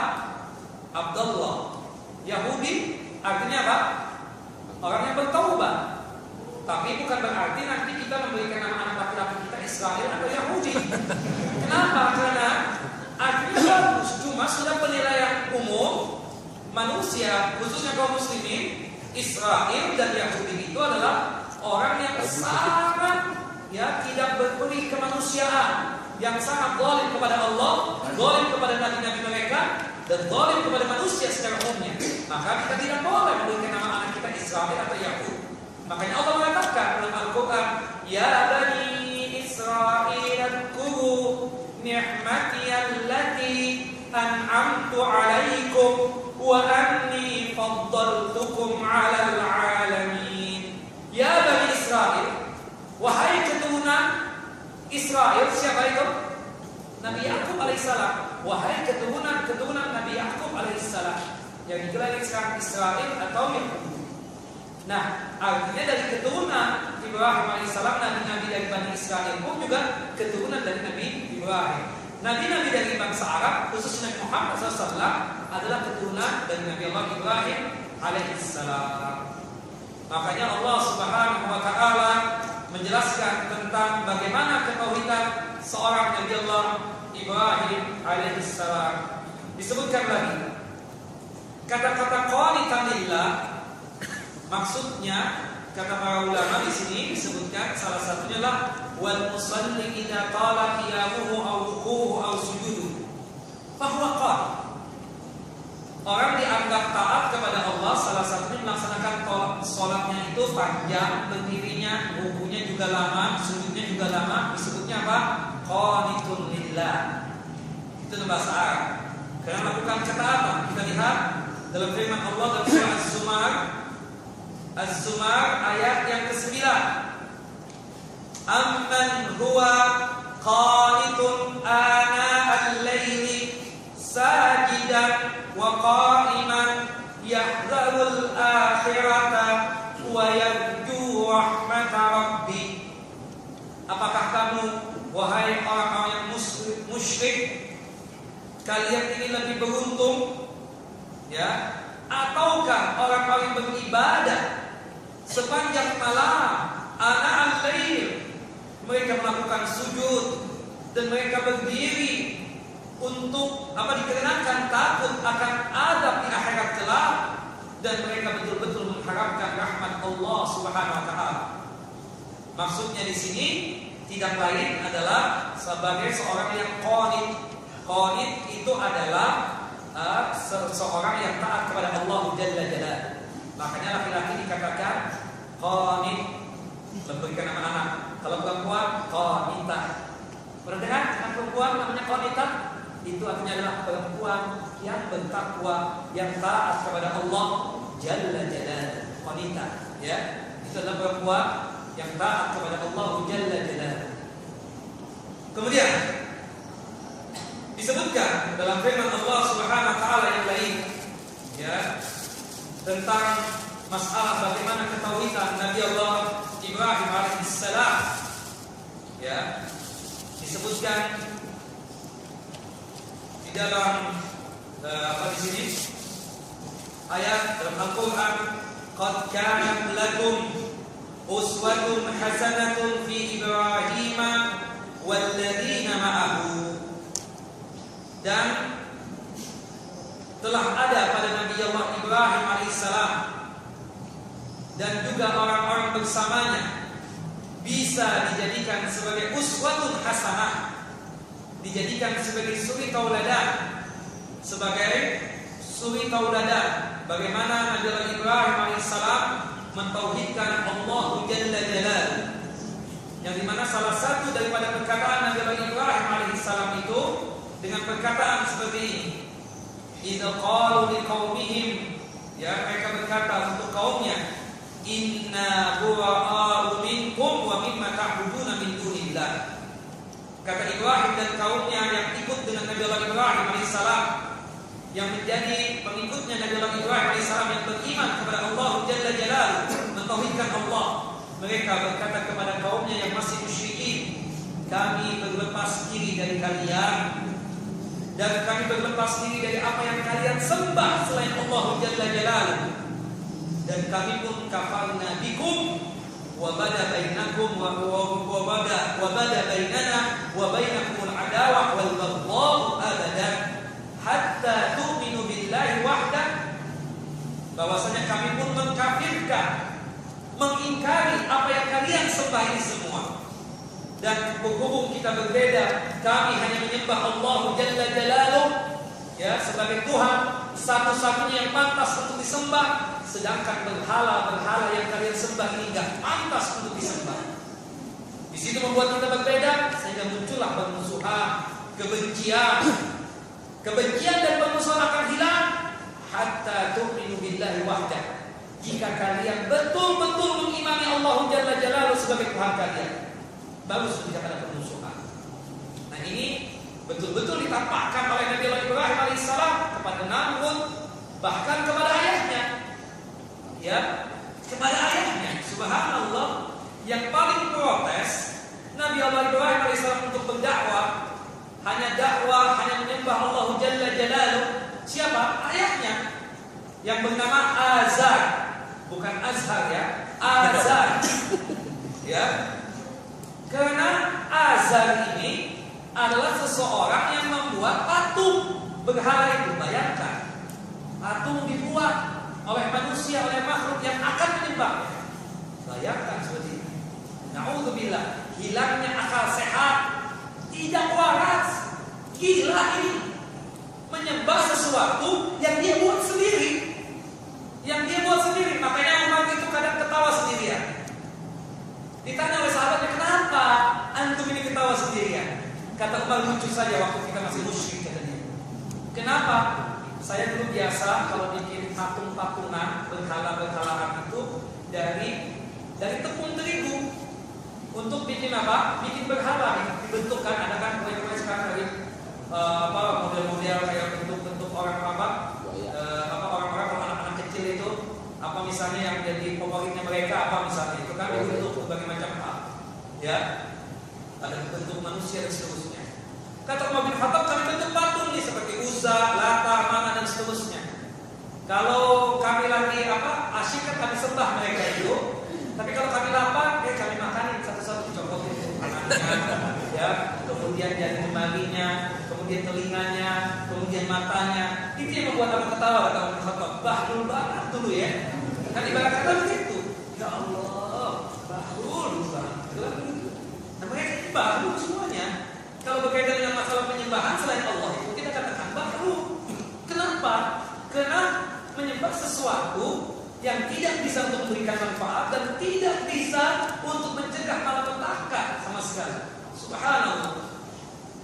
Nah, kecuali perkataan Nabi Ibrahim alaihissalam, yaitu doanya Nabi Ibrahim alaihissalam ketika itu berkata kepada ayahnya, mendoakan la astajibunna laka wa ma amliku laka minallahi syai'an. Nah, ini perkataan yang tidak boleh karena mendoakan orang yang sudah meninggal dunia, kafir dia ya, ada orang kafir, mungkin kerabat kita, mungkin teman kita meninggal dunia dia. Kita tidak boleh mendoakan semoga dia diampuni oleh Allah Jalla Jalaluhu. Tidak boleh. Haram, putus sudah hubungan. Tapi kalau seandainya dia masih hidup nih, ada kerabat kita yang masih mungkin non muslim atau kafir, boleh kita mendoakan supaya dia dapat hidayah, supaya dia masuk Islam?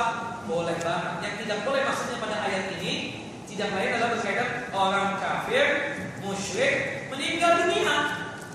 Nah, itu gak ada selamat lagi, sudah tempatnya adalah siksa di neraka.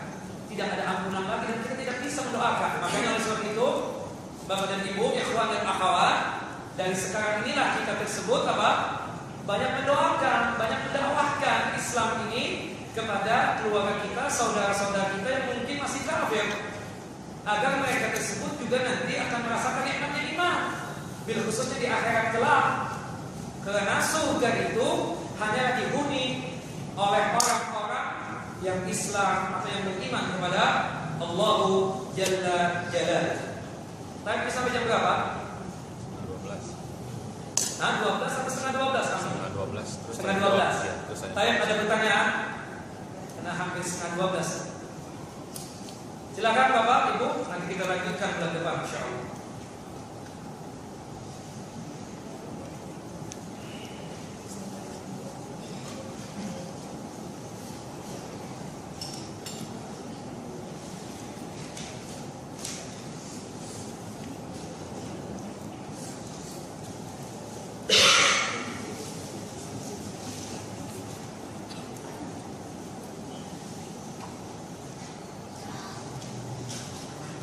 Pertama di sini ada pertanyaan, bagaimana hukumnya memajang patung, lukisan, foto di rumah sebagai hiasan?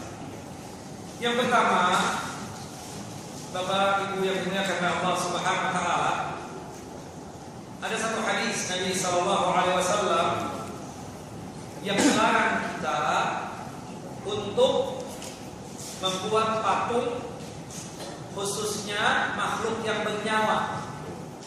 Makhluk yang bernyawa itu dua. Yang pertama manusia, yang kedua adalah binatang. Manusia dan binatang tidak boleh kita bentuk seperti arca atau patung. Yang kedua tidak bisa untuk kita gambar. Tidak bisa digambar. Ya, ini dosa besar.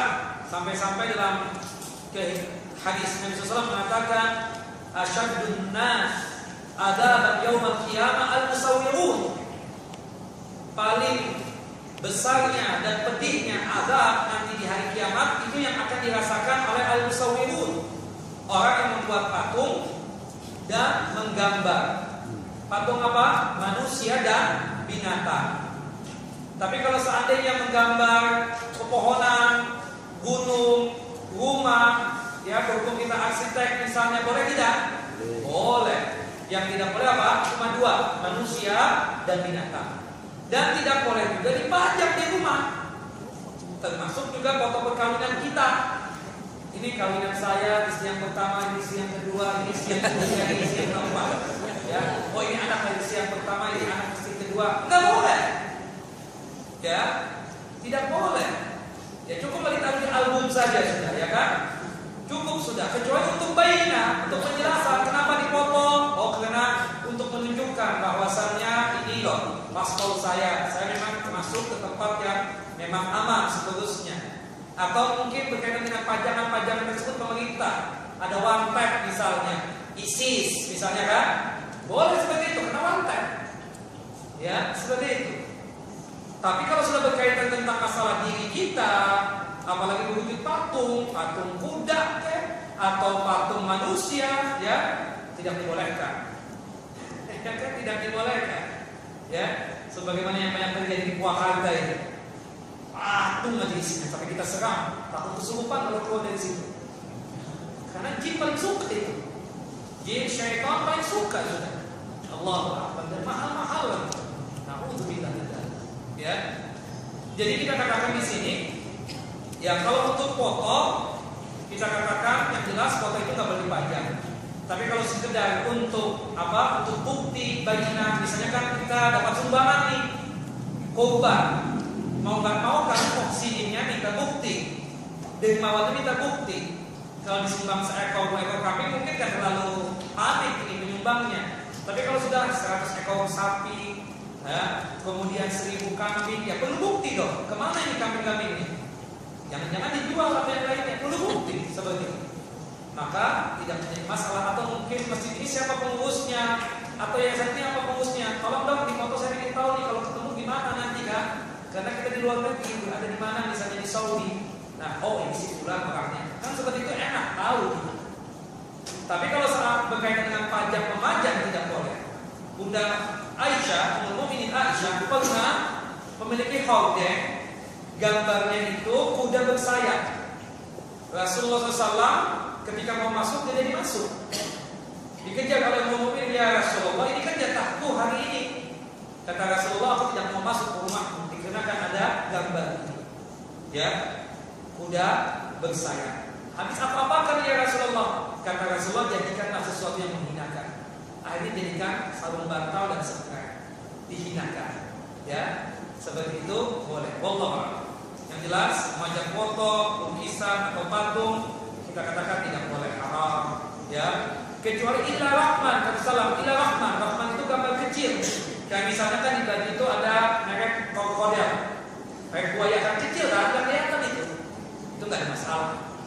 Allah a'lam.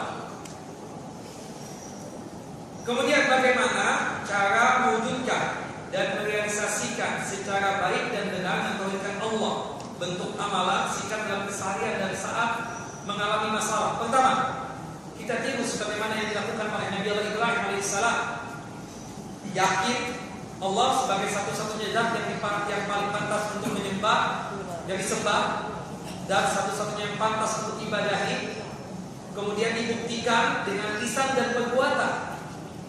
Nabi Allah Ibrahim alaihissalam, subhanallah, tidak pernah melakukan perbuatan syirik sama sekali.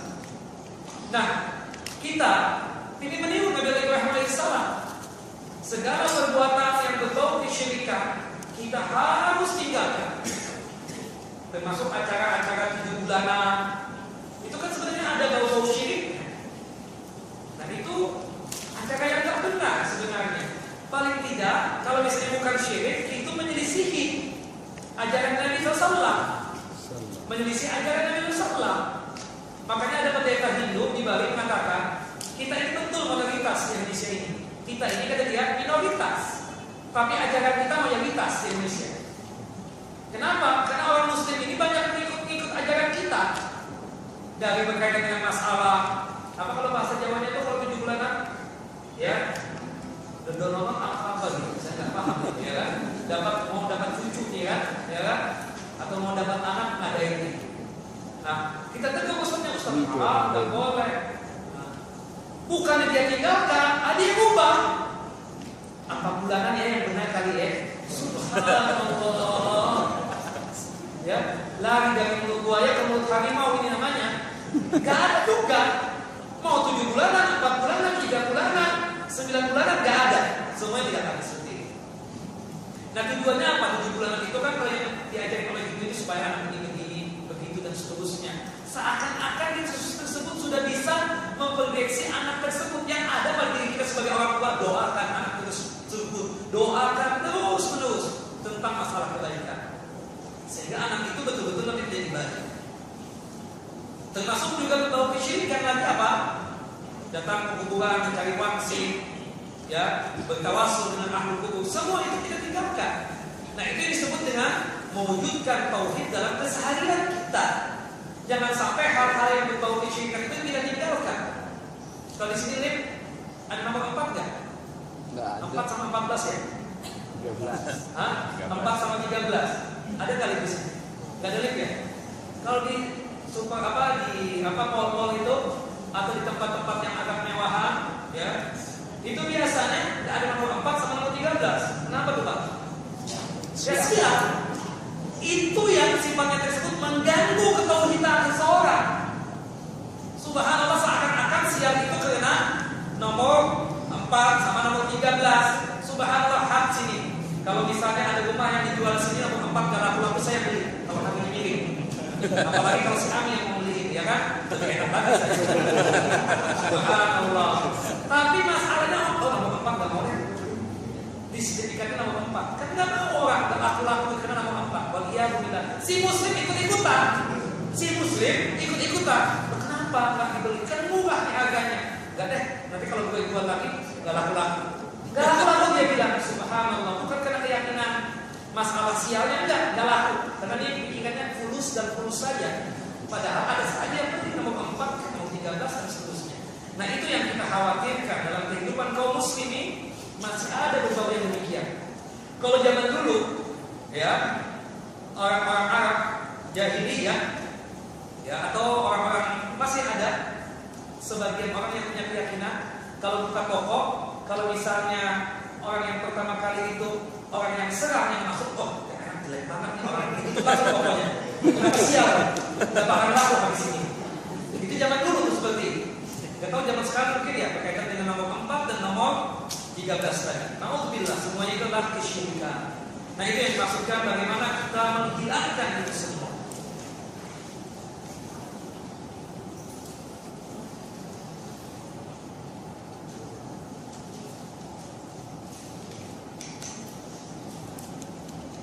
Ustaz, ini ada kasus ibu saya suka pergi ke orang pintar, bukan orang pintar, orang bodoh namanya. Ya. Ini dukun masalahnya kan, apapun sebutannya. Untuk suatu masalah dianggap bahwa orang pintar itu bisa membantunya. Baru-baru ini ibu saya pergi lagi ke Pak Haji atau Kiai untuk mensyariatkan apa ini? Mensyariatkan rumah yang akan dijual dengan berharap rumah itu akan cepat laku. Ini kan bicaranya dunia semua. Pertanyaan saya, sikap saya sebagai anak harus bagaimana?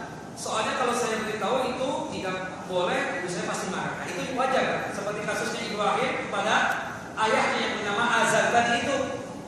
Dikatakan di mana ayah? Habis dibuat disembah. Ini kan gak masuk akal kata dia. Seperti itu. Kita beritahu dengan cara kita sebagai anak dengan cara yang baik. Dosa besar, mama haram, gak boleh. Ini syirik, kalau mama meninggal dunia bisa bahaya. Neraka kekal abadi di dalamnya, seperti itu. Plusnya apa? Didoakan. Yang ketiganya apa? Sering kasih hadiah. Mah, gak laku-laku rumahnya. Biar siapa misalnya saya aja deh yang beli atau anak belajar beli, udah laku dong rumahnya. Ya, apalagi terusnya, masya Allah, kayak tisu kan memang ada lagi. Beli itu rumahnya jadi gak syirik tuh ibu kita atau mama kita seperti itu. Ini harus dihindari seperti itu, ya kan? Haram. Dan ingat para pedagang, para bisnismen atau bisniswoman juga tolonglah. Tidak ada kaitannya rezeki kita ditentukan oleh nomor angka-angka tadi itu. Tidak ada hubungannya dengan dukun atau kiai dan seterusnya. Ya, kalau kita masih mendingan lah, masih bagus lah. Artinya paling misalnya datang ke ustaz, Nah, gimana? Sudah laku belum rumahnya di sana? Belum, Ustaz, doain ya. Nah, itu nggak ada masalah. Tapi kalau sudah secara khusus, apalagi dengan jamnya khusus, apalagi dengan batu khusus dari mana? Dari dukun, kemudian batu tersebut dikelilingkan di seluruh rumah supaya rumah itu cepat laku. Waliyahulillah. Ini adalah semuanya lah kesyirikan. Waliyahulillah. Ustaz, sewaktu ayah saya meninggal, saya masih balita. Apakah saya boleh bersolatnya di makam setelah 20 tahun? Tidak boleh. Cukup doakan saja. Karena yang betul-betul sejaman yang sebentar. Para ulama memang berdebat tentang masalah itu, tapi yang benar cukuplah dengan didoakan saja. Meskipun saya katakan di sini ada khilaf. Sewaktu sholat jenazah, apakah harus hadap mencari kiblat? Iya. Sholat apapun, termasuk sholat jenazah, menghadap kiblat. Ya, seperti itu. Pada saat sholat jenazah, takbir yang ketiga dan keempat, doa apa saja? Doa sebagaimana mafhumnya. Doanya apa? Allahumma ighfir lahu warhamhu wa'afi wa'fu anhu wa akrim nuzulahu wa wasi' mudkhalahu. Allahumma a'idhu min adzabil kubur wa adzabil nar. Allahumma adkhilhu jannatakal firdausil a'la. Allahumma sabbithu bi qawli thabit, dan seterusnya. Nanti insyaallah kalau jenazah kita ajarkan. Kemudian terkait pakaian sutra yang diharamkan untuk laki-laki, bagaimana dengan batik sutra? Ya, yang sering dipakai laki-laki pada umumnya. Ingat, sutra yang tidak boleh itu adalah sutra yang murni sutra. Kalau yang dibatik itu abal-abal, itu bukan sutra yang sebenarnya. Itu cuma polesan doang. Ya, kalau sutra yang sebenarnya mahal, nggak cukup 2 juta 3 juta itu. Makanya kan sutra yang benar itu adalah sutra yang memang mahal. Kalau yang cuma sekedar apa ya, bukan murni itu bukan sutra sebenarnya, cuma dikatakan sutra. Tapi ala kulli hal, kalau memang sutra benar ini, kita laki-laki nggak boleh. Ya, kalau memang sutra benar, ya kita nggak boleh pakai laki-laki. Yang boleh pakai sutra itu adalah wanita. Makanya kan sutra itu mahal. Namanya pakaian wanita apa? Mahal. Ya, kalau harga pakaian wanita 2 juta, kalau kita laki-laki pakai 200.000 doang. Ya bakal lipat laki-laki. Ya nggak Bu? Kemudian bagaimana adab yang harus diperhatikan bila kita hendak sabar untuk mengunjungi kerabat kita yang non-muslim? Kita juga mungkin akan menginap di rumah kerabat kita itu. Yang pertama, boleh mengunjunginya. Adabnya apa? Yang jelas, kalau mereka menyuguhkan makanan-makanan yang haram, kita makan. Ya, babi atau anjing atau monyet atau yang lain, kita makan. Kemudian, kalau kita was-was gimana Ustaz? Was-was makan di luar, berarti ingat. Ya, inapnya di hotel. Keluarin lah ya sedikit yang kalau was-was begitu. Yang jelas, adab dan etikanya kita tetap sebagai seorang muslim tetap sholat. Jangan sampai meninggalkan sholat berhubung tinggalnya di tempat saudara kita atau keluarga kita yang kafir. Tidak boleh. Tetap sholat, tetap mengaji, tetap zikir pagi dan petang dan yang lain sebagainya. Nah, ketika berkaitan dengan makanan yang halal, boleh kita makan, boleh. Tapi kalau yang nggak boleh itu makanan yang haram. Dan kita katakan bahwa kita nggak makan ini, nggak makan itu. Kenapa? Karena kita muslim. Kita muslim. Sambil kita dakwahi, mudah-mudahan dia tersebut ya masuk ke dalam Islam. Ya, sambil juga didoakan, dakwah dan doa jangan sampai dilupakan. Baik. Belakangan ini saya merasa amat kosong, rasanya hidup terlalu datar, tidak ada semangat. Saya sudah mencoba mengisi kekosongan dengan berzikir, konsentrasi dalam sholat, selalu bersyukur atas hal-hal kecil, namun semua tetap merasa datar saat melakukannya, tidak ada antusias. Padahal saya sudah berdoa kepada Allah. Lalu apa yang dapat saya lakukan? Dekatkan diri kepada Allah. Kita manusia ini pasti ada masalah.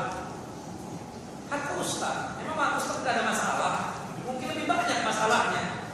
Cuma ya ketemu dengan orang yang kita harus senyum, kita harus mengucapkan salam dan seterusnya. Semua orang pasti ada masalah. Kapan kita tidak ada masalah? Mati. Kalau kita sudah masuk surga, ya mati masuk surga, baru tidak ada masalah itu. Enak kali semua. Kalau selama masih hidup di dunia ada masalah. Cuma masalahnya bisa ya kan, kita manage supaya bagaimana masalah itu bisa kita selesaikan. Dan Bapak Ibu, tidak ada masalah yang tidak bisa diselesaikan. Semua masalah pasti bisa diselesaikan. Ya, tidak ada. Dan bagi saya, nasihat saya, kalau yang laki-laki tentunya yang mengalami hal ini, saya nggak tahu yang pertanyaan ini dari ibu apakah dari bapak, dekatkan diri kepada Allah. Yang laki-laki ke masjid, karena masjid ini yang mendatangkan ketenangan. Makanya kalau kita baca doa, Pak, masuk ke masjid, Allah maftahli abwaab rahmatika. Ya Allah, bukakanlah pintu-pintu rahmatmu untukku. Bukakanlah pintu-pintu kasih sayangmu untukku ya Allah. Termasuk ketenangan hati. Sholat, bawa sholat. Sholat banyak. Sholat wajib, qobliyah dan ba'diyah. Gak tenang juga sholat sunnah wudu. Kalau waktu duha, sholat duha. Ya. Kemudian tahajud. Minta diselesaikan masalahnya. Dan kita cari orang yang bisa untuk menyelesaikan masalah kita. Ya, apa masalahnya? Kok sampai berlalu-lalu kok gak tenang, was-was? Makanya doanya apa? Allahumma inni a'udzubika minal hammi wal hazan. Allahumma inni a'udzubika minal hammi wal hazan. Ya Allah, aku berlindung dari penyakit ham, was-was, khawatir terus. Seakan-akan kosong ini jiwa. Belum terjadi padahal. Wal hazan, kesedihan. Hindari aku ya Allah dari kesedihan ini. Atau kalau ingin nanti doanya ditambah lagi dengan doanya Nabi Yunus alaihissalam ketika berada di perut ikan paus. Doanya apa? La ilaha illa anta subhanaka inni kuntu minadh dhalimin.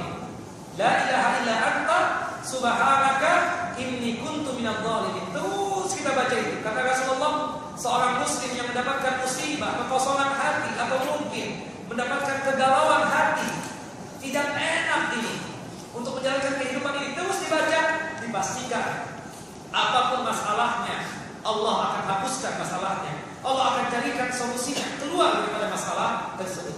Terus Bapak dan Ibu baca. Kalau kita masih merasa galau, tidak enak di hati dan seterusnya, baca doanya dan zikirnya Nabi Yunus alaihissalam.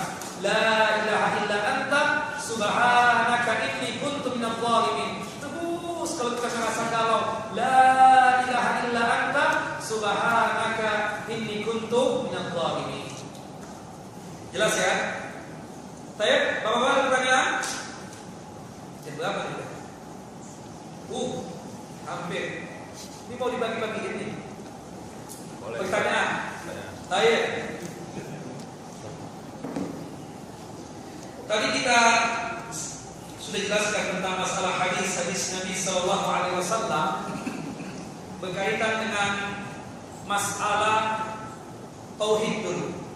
Jadi saya ceritakan tauhid uluhiyah dan tauhid ar-rububiyah. Apa yang dimaksud dengan tauhid ar-rububiyah, Bapak-bapak? Ibu saya nggak pernah nanya. Ya, Pak. Berhubungan tentang perbuatan Allah. Mengesahkan Allah di dalam masalah perbuatan Allahu Jalla Jalaluhu. Pertanyaan yang kedua. Tadi untuk laki-laki kita boleh ziarah kuburan. Ada 3 sebab, ada 3 alasan kita boleh. Kalau untuk wanita 2. Ya, sebutkan 2 saja yang boleh. Ya Pak, ya Dek. Yang pertama untuk mempertemukan Allah mengingat hati. Ya, yang kedua. Yang kedua ini untuk menyelamatkan kalau kita tidak sempat. Kalau kita nggak sempat. Yang ketiga. Yang satu lagi mengatakan, kalau laki-laki mengatakan jenazah ke pemakaman untuk menguburkannya. Baik. Ini ibu-ibu semua, bapak-bapak, ibu-ibu nggak mungkin ditanya nih bagaimana saya melempar buku ini. Kemudian pertanyaan selanjutnya berkaitan tentang kalimat yang paling baik diucapkan. Lengkap ya, lengkap. Kalimat yang paling baik diucapkan pada saat kita berada di Arafah, yang dimana ucapan itu diucapkan oleh Nabi Muhammad dan para nabi sebelumnya. Yang keras. La ilaha illallah wahdahu la syarikalah lahul mulku wal hamdu wa huwa ala kulli syai'in qadir. Allah. Terakhir, dasarnya sedekah wanita. Apa maksudnya ini? Maksudnya wanita bersedekah ini kali ya? Bukan wanita disedekahin kan? Dasarnya sedekah wanita. Maksudnya wanita bersedekah itu dahsyat kan itu. Bagus. Kemudian berkaitan tentang ujian-ujian yang dialami oleh Nabi Allah Ibrahim alaihissalam. Ada beberapa ujian. Sebutkan 2 saja. Ya, apa? Ismail ya.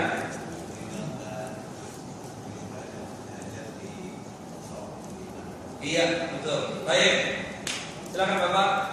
Baik, sudah mau azan. Berapa? 15 menit lagi. 15 menit lagi. Baik Bapak Ibu, sampai di sini insyaallah kita lanjutkan pertemuan kita yang akan datang setiap Ahad ketiga pagi jam 9.30 sampai setengah 12. Insyaallah kita akan membaca kitab Fathul Majid di syarhi kitab Tauhid. Kalau bahasa Indonesia ini tebal. Ya. Wallahu a'lam bis-shawab. Wassallallahu ala Muhammad wa ala ali Muhammad kama shallaita ala Ibrahim wa ala ali Ibrahim innaka Hamidum Majid. Wa barik ala Muhammad wa ala ali Muhammad kama barakta ala Ibrahim wa ala ali Ibrahim innaka Hamidum Majid. Subhanakallahumma wa bihamdika asyhadu an la ilaha illa anta astaghfiruka wa atubu ilaik. Wassalamualaikum warahmatullahi